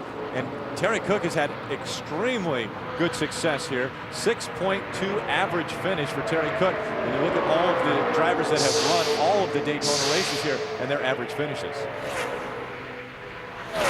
3 of those guys right there, Terry Cook, Rick Crawford, and Dennis Setzer, all in that lead draft right there.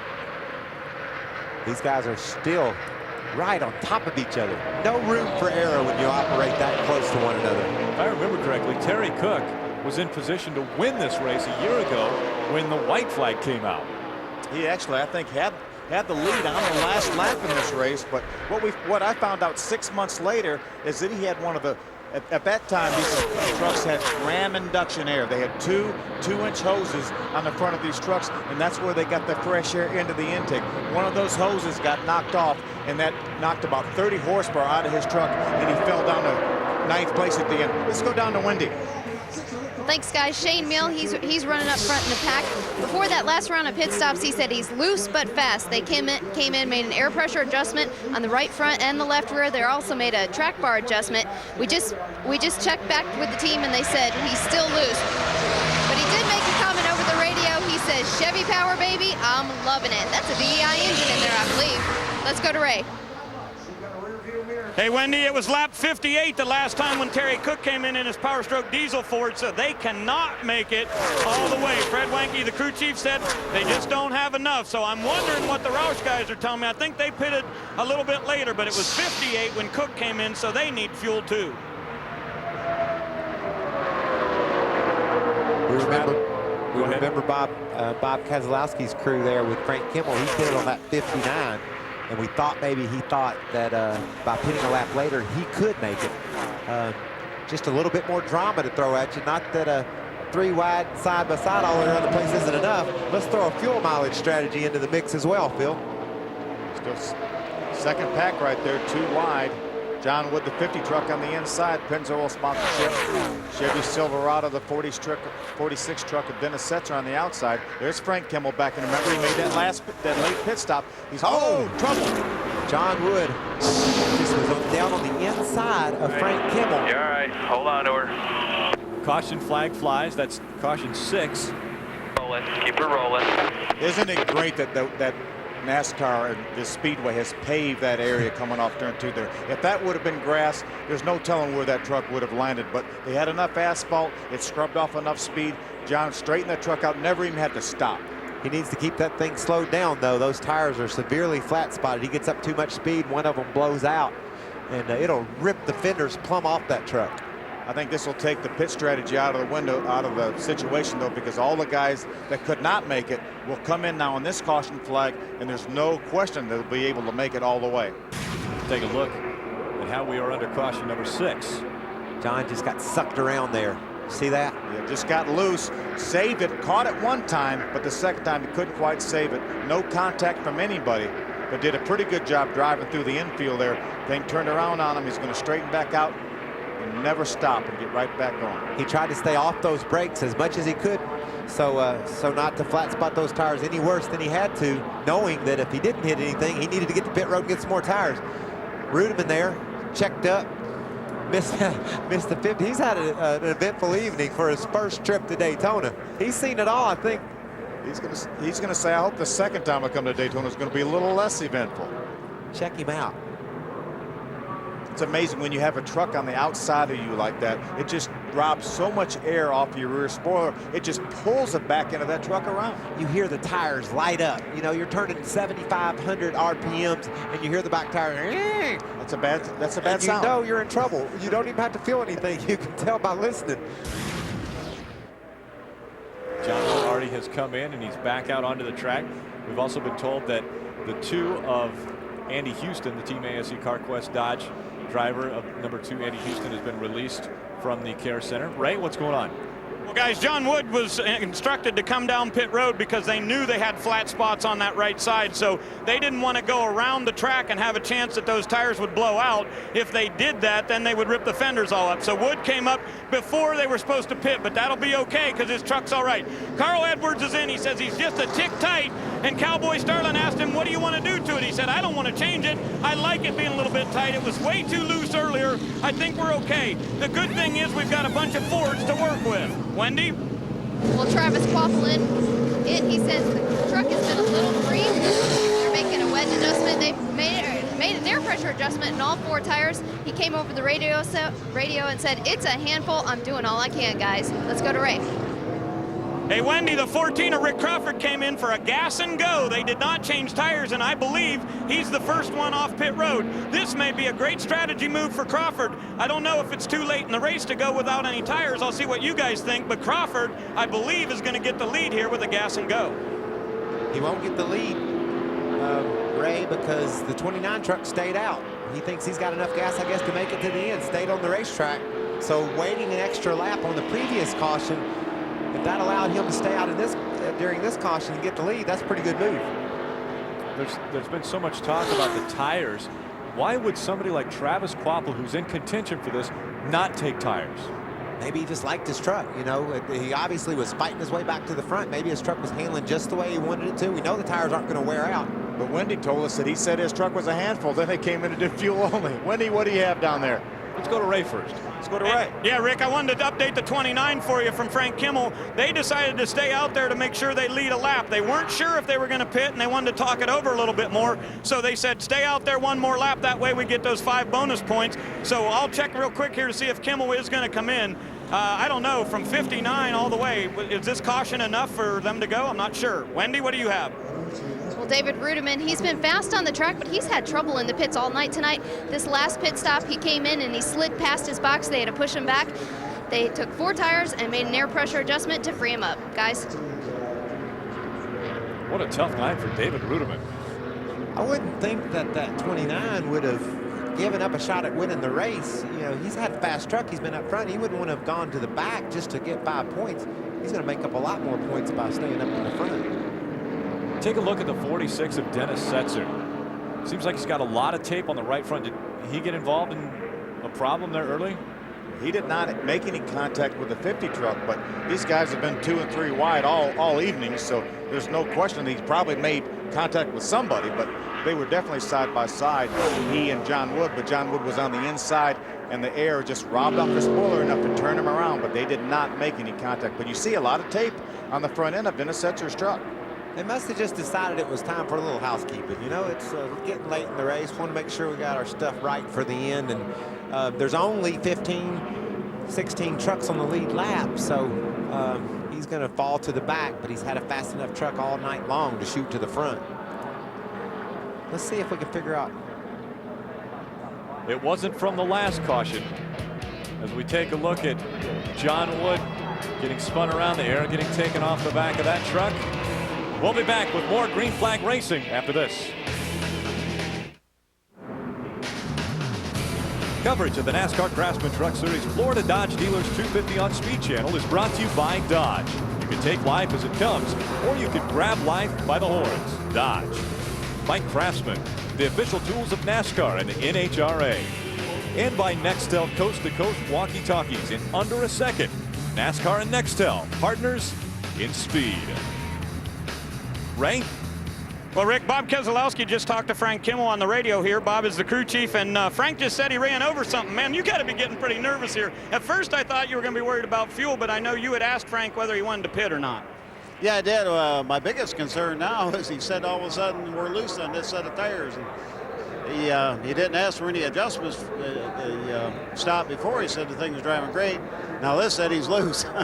Our whole strategy here was to stop. You know, we kind of started at the rear of that deal because we were in our fuel window. We had to stop at the end of the pack there and stretch it out, but I didn't want to stop again after that. We put our new tires on. We're full of fuel and got in good track position. Man, I hate to give it up now. I sure hope he doesn't cry too much so about that set of tires. Well, the good news is he's got a bunch of Fords out there to work with. He's driving Lucky Dog tonight. It's been lucky a lot before. We'll see if it's lucky tonight for Frank Kimmel.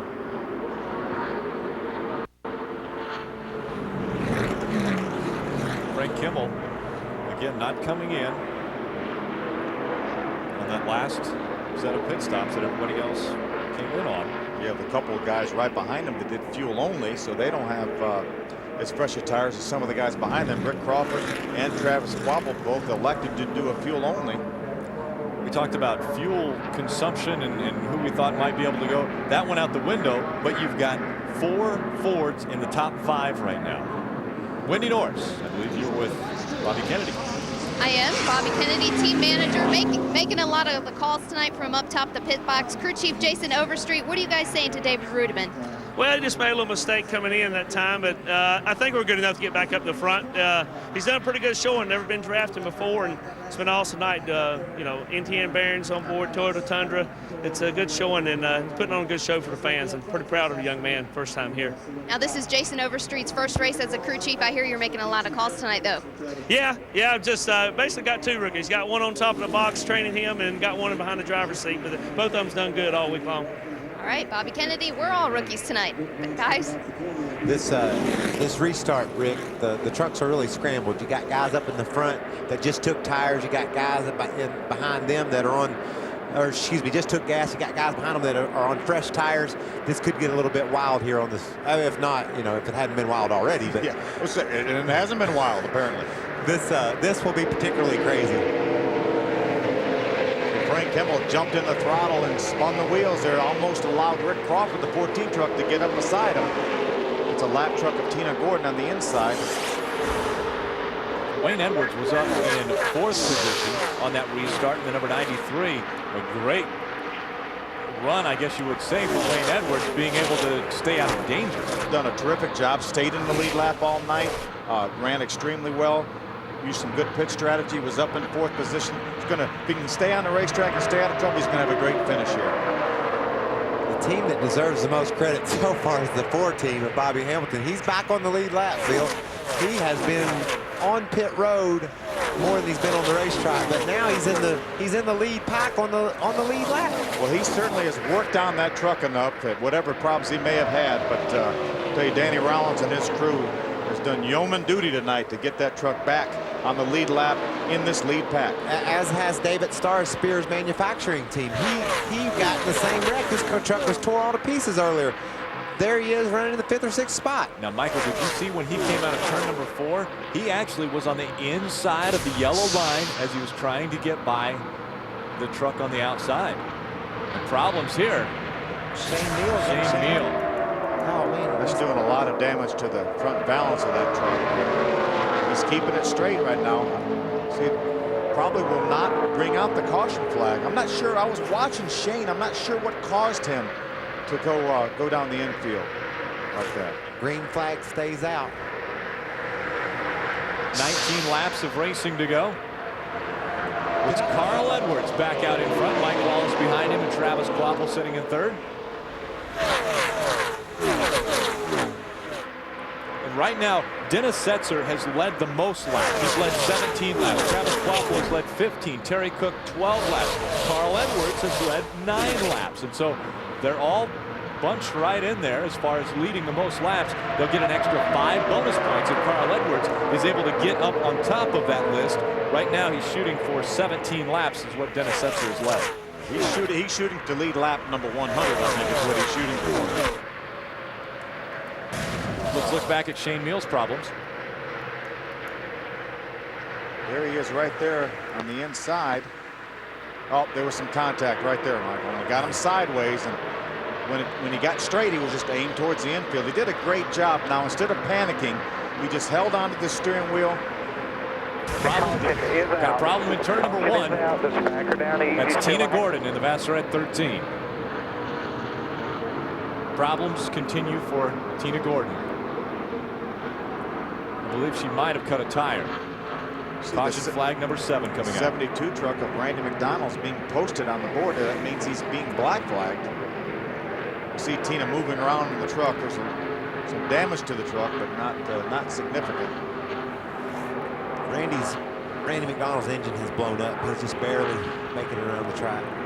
Probably is not maintaining the proper speed. The NASCAR will figure out once speed some percentage from the overall lap time speed. If you cannot maintain that speed, you have to get off the racetrack, and I'm sure that's what's wrong with Randy McDonald. Frank Kimmel, who stayed out, didn't take tires, you see, and Wappel have managed to maintain the top 5 spot. And David Starr has his crew has tuned that thing up, worked on that Chevrolet, and he's running in the top 5. Those crews, the 75 and the 4 crews, they deserve a tremendous amount of credit for putting those trucks in a competitive state. They sure do.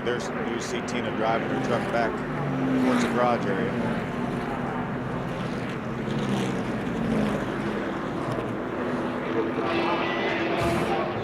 Carl Edwards leads the Florida Dodge Dealers 250 in his 99 Ford. Mike Wallace just behind him in 2nd.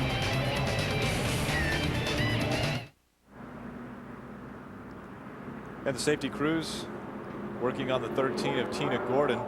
They will pull that back into the garage. Too much damage for that truck. and damage taking place yesterday on the 14 of Rick Crawford, but no damage so far. Ray, what's going on? Well, he just came to the pits here, Rick, and basically the bottom line was they knew they didn't have enough to win without getting tires, and I believe the same may be true for Frank Kimmel. I just heard them talking on the radio. He said he might need tires. So Crawford had taken gas only, trying to get good track position, but he knew it wasn't good enough to win, and that's what they came here for.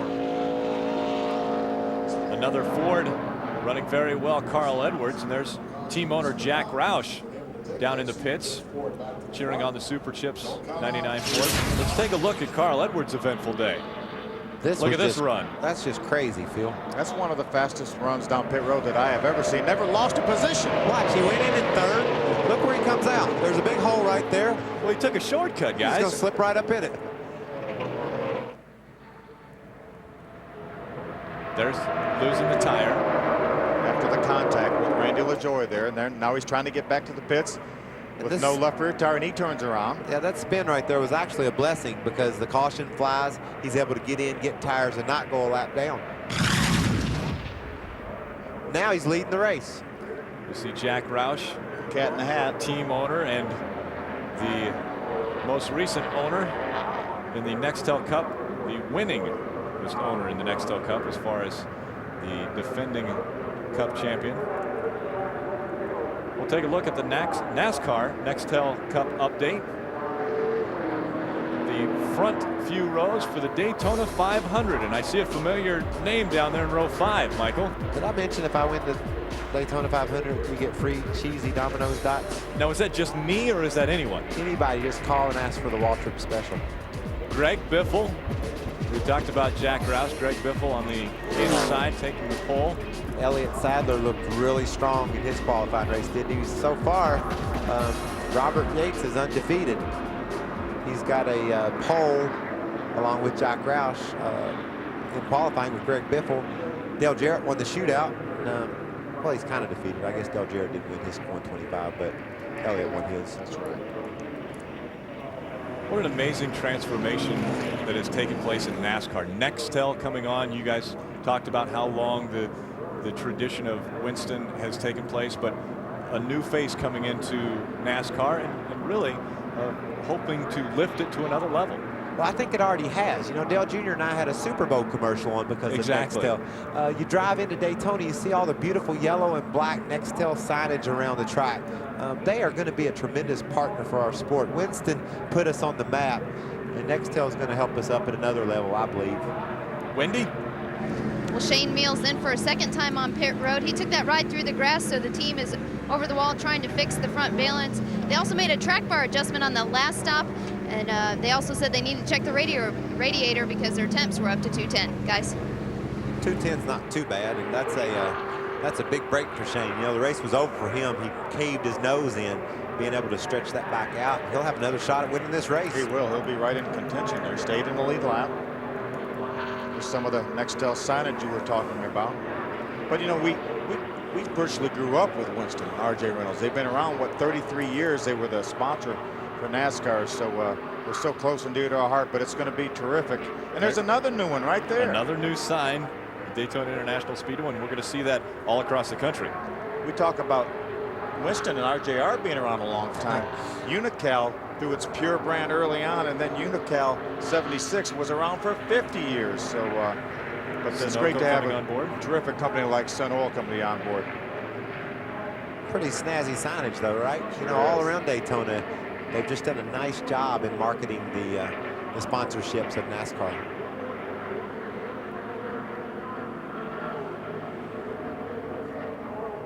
Those guys used to sit up there in an orange ball. Yeah, I would love to have one of those orange balls. I bet if you tell them who you are, somebody will get you. Because, you know, my dad had a Pure Oil and then a Union 76 gas station in Detroit. So I literally grew up working at my dad's gas station. And when it was Pure, first Pure, and then Union 76. So we had one of those orange balls spinning outside my dad's gas station. Why didn't you get that one? Ray, we'll go to Ray first. Ray? Thank you, Rick. I just wanted to introduce you to a little buddy of Carl Edwards, Josh Basinger. You just got to talk to him on the radio, didn't you? Yeah. What'd you tell him? I told him good luck. Well, that's a pretty good thing since he's out front, huh? Where are you from? Fulton, Missouri. And you got to come down here just to watch Carl, huh? Yep. That's pretty cool. Well, keep your fingers crossed. Maybe he'll win you one. Yeah, I hope so. Okay, Josh was just talking on the radio to Carl, and Carl said, hold on there, little buddy. We're going to get you one. Carl Edwards out of Columbia, Missouri. So it was fellow Missouri member there. It was very obvious Carl was a real deal when he sat down in that Jack Krause truck, wasn't it? And he came down here to Daytona like not a whole lot unlike David Rudiman has done tonight. He got in that truck for the first time, and Hall, the male, was leading the race when he got a little over aggressive in the tri-oval and looked like he tried to dirt track it through there. Wendy, what's happening? Well, Travis Quapple's been pretty satisfied with his truck tonight. He said it's a little tight off. He doesn't feel like the front tires are in the track. It's been skating up the track, so they made an adjustment on that last stop, but he's been pretty happy all night long. That's good. If you're going to go out there and run 180 mile an hour side by side, get bounced around, it's nice to be mainly happy. How about Travis Quapple? Wins the 2003 NASCAR Craftsman Truck Series Championship, loses his ride, gets a new ride, new manufacturer. What a terrific record there. Again, he only won one race last year, but 72 starts, all those top 10 finishes, going to be about 65–70% of the time he's running in the top 10 at the end of the race. One of the most thrilling finishes in the Truck Series right here. A year ago, he finishes second, going on the high side of Robert Presley and Rick Crawford on the inside. And then one of the more thrilling finishes to a season at Homestead, and he's right involved in that. And again tonight, you know, he just, you know, last year he and that team did a great job communicating. There'd be times during the race he'd be running 15th or 20th, and you'd think, well, Travis isn't going to have what he needs tonight or today, and they would tune on it and adjust on it, and then 5 laps to go, he's right up in the top 5 battling for the win. As we look at some of the front trucks here, the guys were talking earlier that they thought Mike Wallace looked the fastest, and Mike Wallace currently in second. You know, it's amazing the season Travis Quapple had last year. He came so close that we talked about at Daytona, and at the end of the season, you know, he came into that race behind. He had to have some bad luck by Brendan Gaughan, which he got by getting involved in a wreck with Marty Houston, and then he also had to have Ted Musgrave jump a restart and get black flags. So when it's your day, your year, it's your year. Boy, old Brendan got on a roll last year, didn't he? About halfway through the season, that team took off. Mike Dolan will pull the pace truck down pit road, and so now he doesn't want to spin the tires. Carl Edwards will bring him to the green.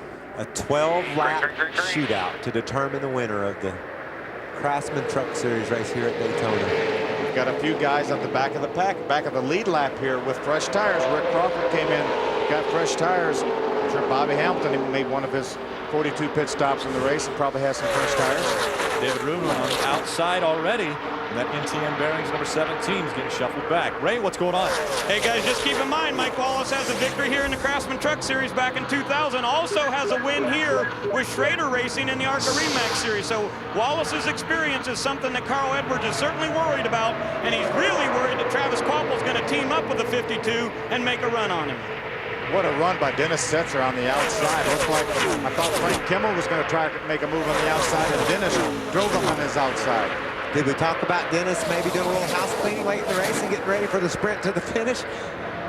He's been one of those trucks that's been consistently at the front of this field the entire night. Now, Michael, you're grabbing your heart. I'd rather you sit down, I think, for the end of this race. I am not good at this. This makes me really nervous.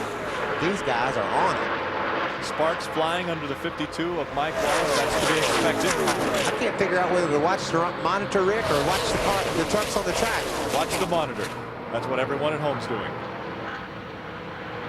Well, they ought to be down here. There goes Terry Cook. Here comes David Starr with that banged up Spears Manufacturing Chevrolet. Look at Bobby Hamilton, top of the racetrack.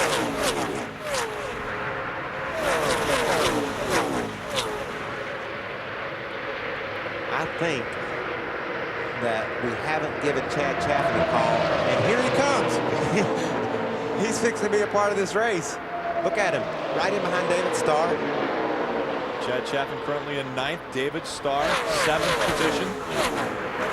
I tell you, David Starr's truck has to be a handful with all that damage in the front, and he cannot have the amount of front downforce that he started this race with.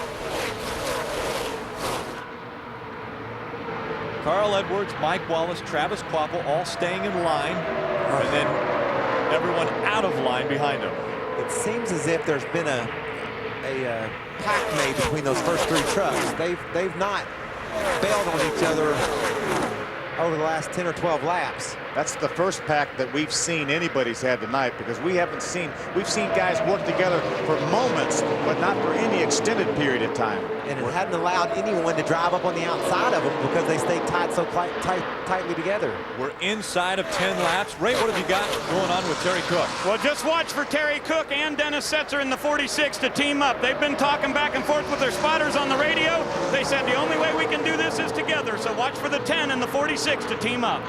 Terry Cook almost got into the wall. Sure did. Had a very anxious moment there. Now they've got Frank Kimmel hung in the middle as the trucks go by on both sides. And you mentioned that pack possibly between the 3 trucks, and they begin to pull away because the other guys are racing behind them. Well, they all got wired up together, Rick, and it allowed a gap for the leaders, but I'm not so sure. Like I said earlier, that's not such a good thing. When these guys line up and make a run at those 3 lead trucks, they could get to the outside of them and make a move on them. 8 laps remain. If they ever line up. Good point, Phil. Look at Bobby Hamilton. He's worked his way back into the top 10 of this race. After being a lap down and making 47 pit stops. Last count, we have no idea how many stops Bobby Hamilton made, but it's been a bunch. And he don't have all the guns firing either. You see the front end there. He's got quite a bit of damage there. He's got no left front valence, so he's really at an aerodynamic disadvantage. Way.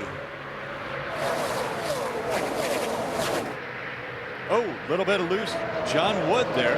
David Rudman. There's Jeffrey Bodine. We haven't spoken about Jeffrey Bodine in about 25 laps, but here he is. Oh, man. Coming on the high side. Got Frank Kimmel on the high side. I think Frank's back into the mix. Dennis Setzer. That lead that the 3-truck pact had has been erased. Setzer's had a stout truck all night long, and he's riding right up back on the back of it. He has consistently been able to work his way back towards the front of this field. Bobby holds on. Bobby Hamilton holds on to that squaredy Dodge, finishes in the top 10. I'm guessing he's going to do backflips.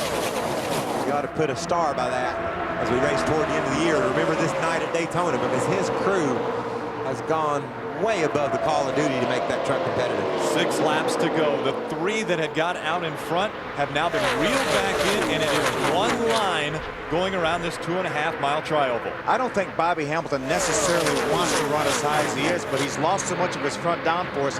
I don't think his truck will drive to the bottom of the racetrack. These guys are really doing the best job they can to stay lined up in a single file fashion.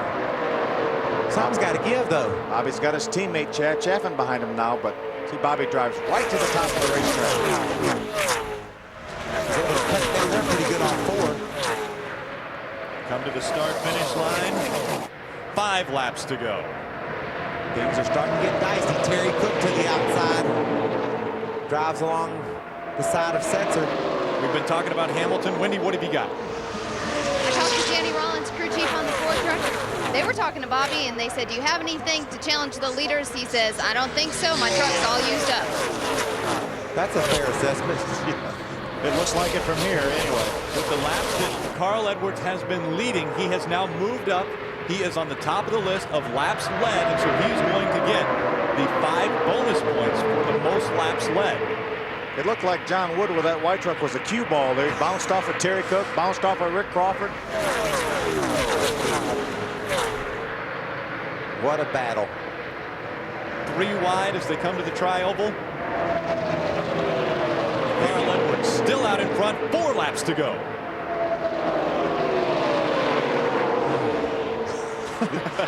Michael, don't breathe yet. Don't breathe yet. Got some slow trucks on the bottom of the racetrack. 4 wide as they go down the backstretch. Carl Edwards still leading Mike Wallace down the backstretch. Travis Kvapil looks like he's ready to jump in front of this group. They're biding their time. Mike Wallace, Travis Kvapil have settled in behind Carl Edwards.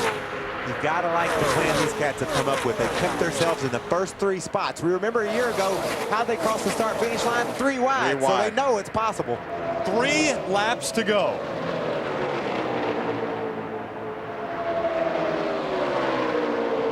And look, the black truck on the outside. Look who's in 4th. Rick Crawford, last year's winner, has moved back into the mix.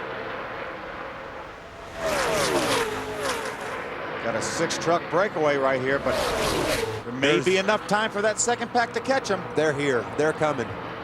Anytime you run 2 wide, it creates such a draft that those other trucks are able to pull up. Setzer and Rudiman are at the back of that line. Rudiman dives the inside of Setzer. Carl Edwards hugging the yellow line as they go through 3 and 4. As soon as those first 3 trucks start to fight amongst themselves, it's going to bring a whole lot of other trucks into the mix. 2 to go. You're right, Michael. That second pack has caught this first pack. There goes Rudiman to the outside. Bobby Hamilton says, I'll try that, buddy. An amazing run for Bobby Hamilton. The damage to that number 4, the amount of stops that he's taken already. Terry Cook, our pole sitter, has the chance to win from the pole, but he's going to have to do it inside of about 3 miles. Wow. David caught a bad break there. He was not quite able to clear the 10 truck of Terry Cook, and now he's lost 2 or 3 more positions.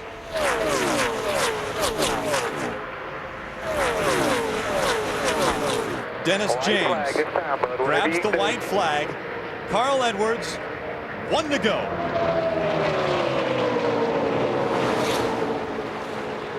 What is Mike Wallace's plan? When do you make the move? The race wasn't decided until off of turn 4 a year ago. Mike knows this. You make the move too soon, and you're going to have 3 or 4 guys drive by you. So. Carl Edwards putting some distance between himself and Mike Wallace.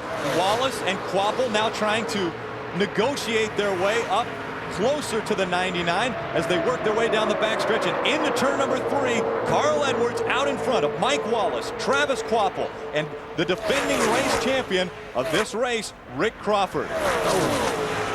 Coming out of turn number 4, dicing, dancing. Oh, he got sideways. It's going to be Carl Edwards winning the Florida Dodge Dealers 250.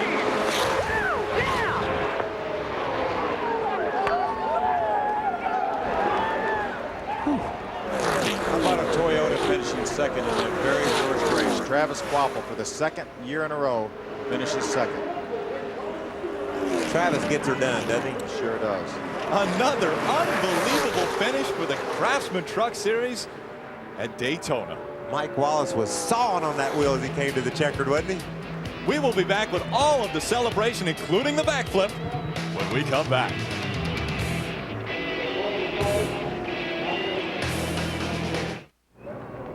Speed Channel's coverage of the NASCAR Craftsman Truck Series post-race show is presented by Craftsman. He's out of the Super Chips 99. Carl Edwards having a great time, Daytona style.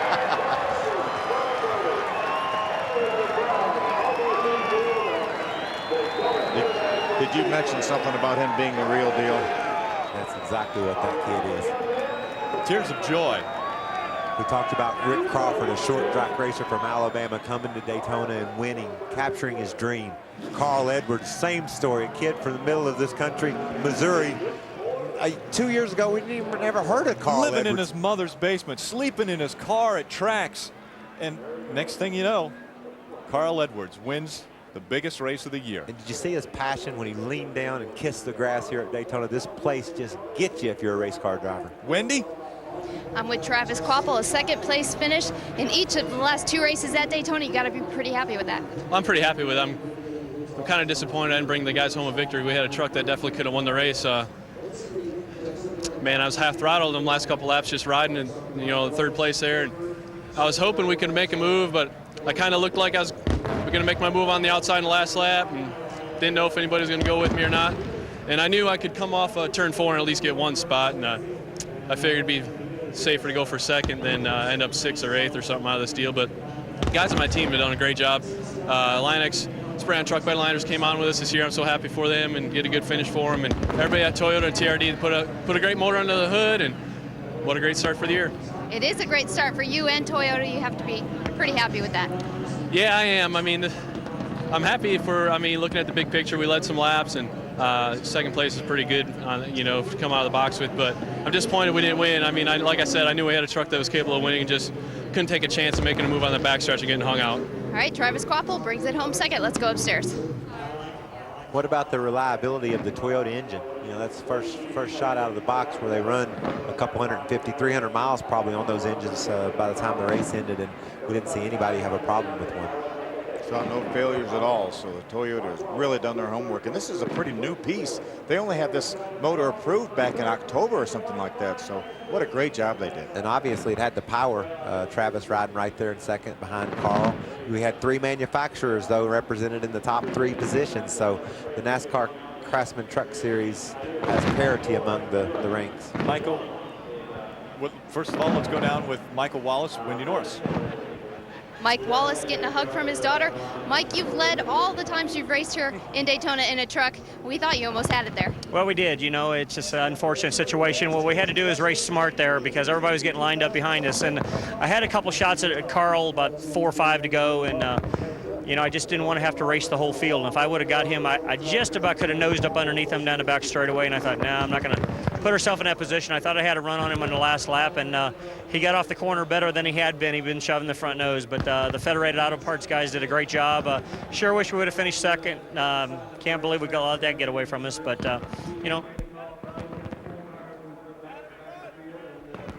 that's about all that. Everybody's having a great time. Hey, guys, we need you to victory lane. Carl, come on out of there. Last year he was Rookie of the Year 19 times, and he is the Rookie of the Year of 2003, but now he's a winner at Daytona. Man, what an unbelievable day. You guys had that thing dialed in. Yeah, I don't even know who to thank first. I got to thank the Lord. I'm the luckiest guy on the planet, Ray.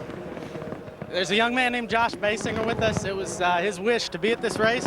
We talked to him while he was talking to you on the radio. All right, that trophy's going home with Josh. This is a special day for him. I got to thank Super Chips, Charter Communications. This is the next F-150 Motor Trend's 2004 Truck of the Year. And we're here, and we're going to win this championship, man. I am pumped. My guys are awesome. Night Train, Steve McCain. This is my mama. Did you ever think you'd be in victory lane at Daytona? Oh, I never thought so. Oh, this is so wonderful. Oh, my. Here, let's get Josh in here. Josh, here's Carl, and congratulations, ladies and gentlemen. You're looking at the winner from Daytona. Carl Edwards from Missouri makes it here for the first time. Carl Edwards celebrating his 4th career win, and a big one at Daytona International Speedway.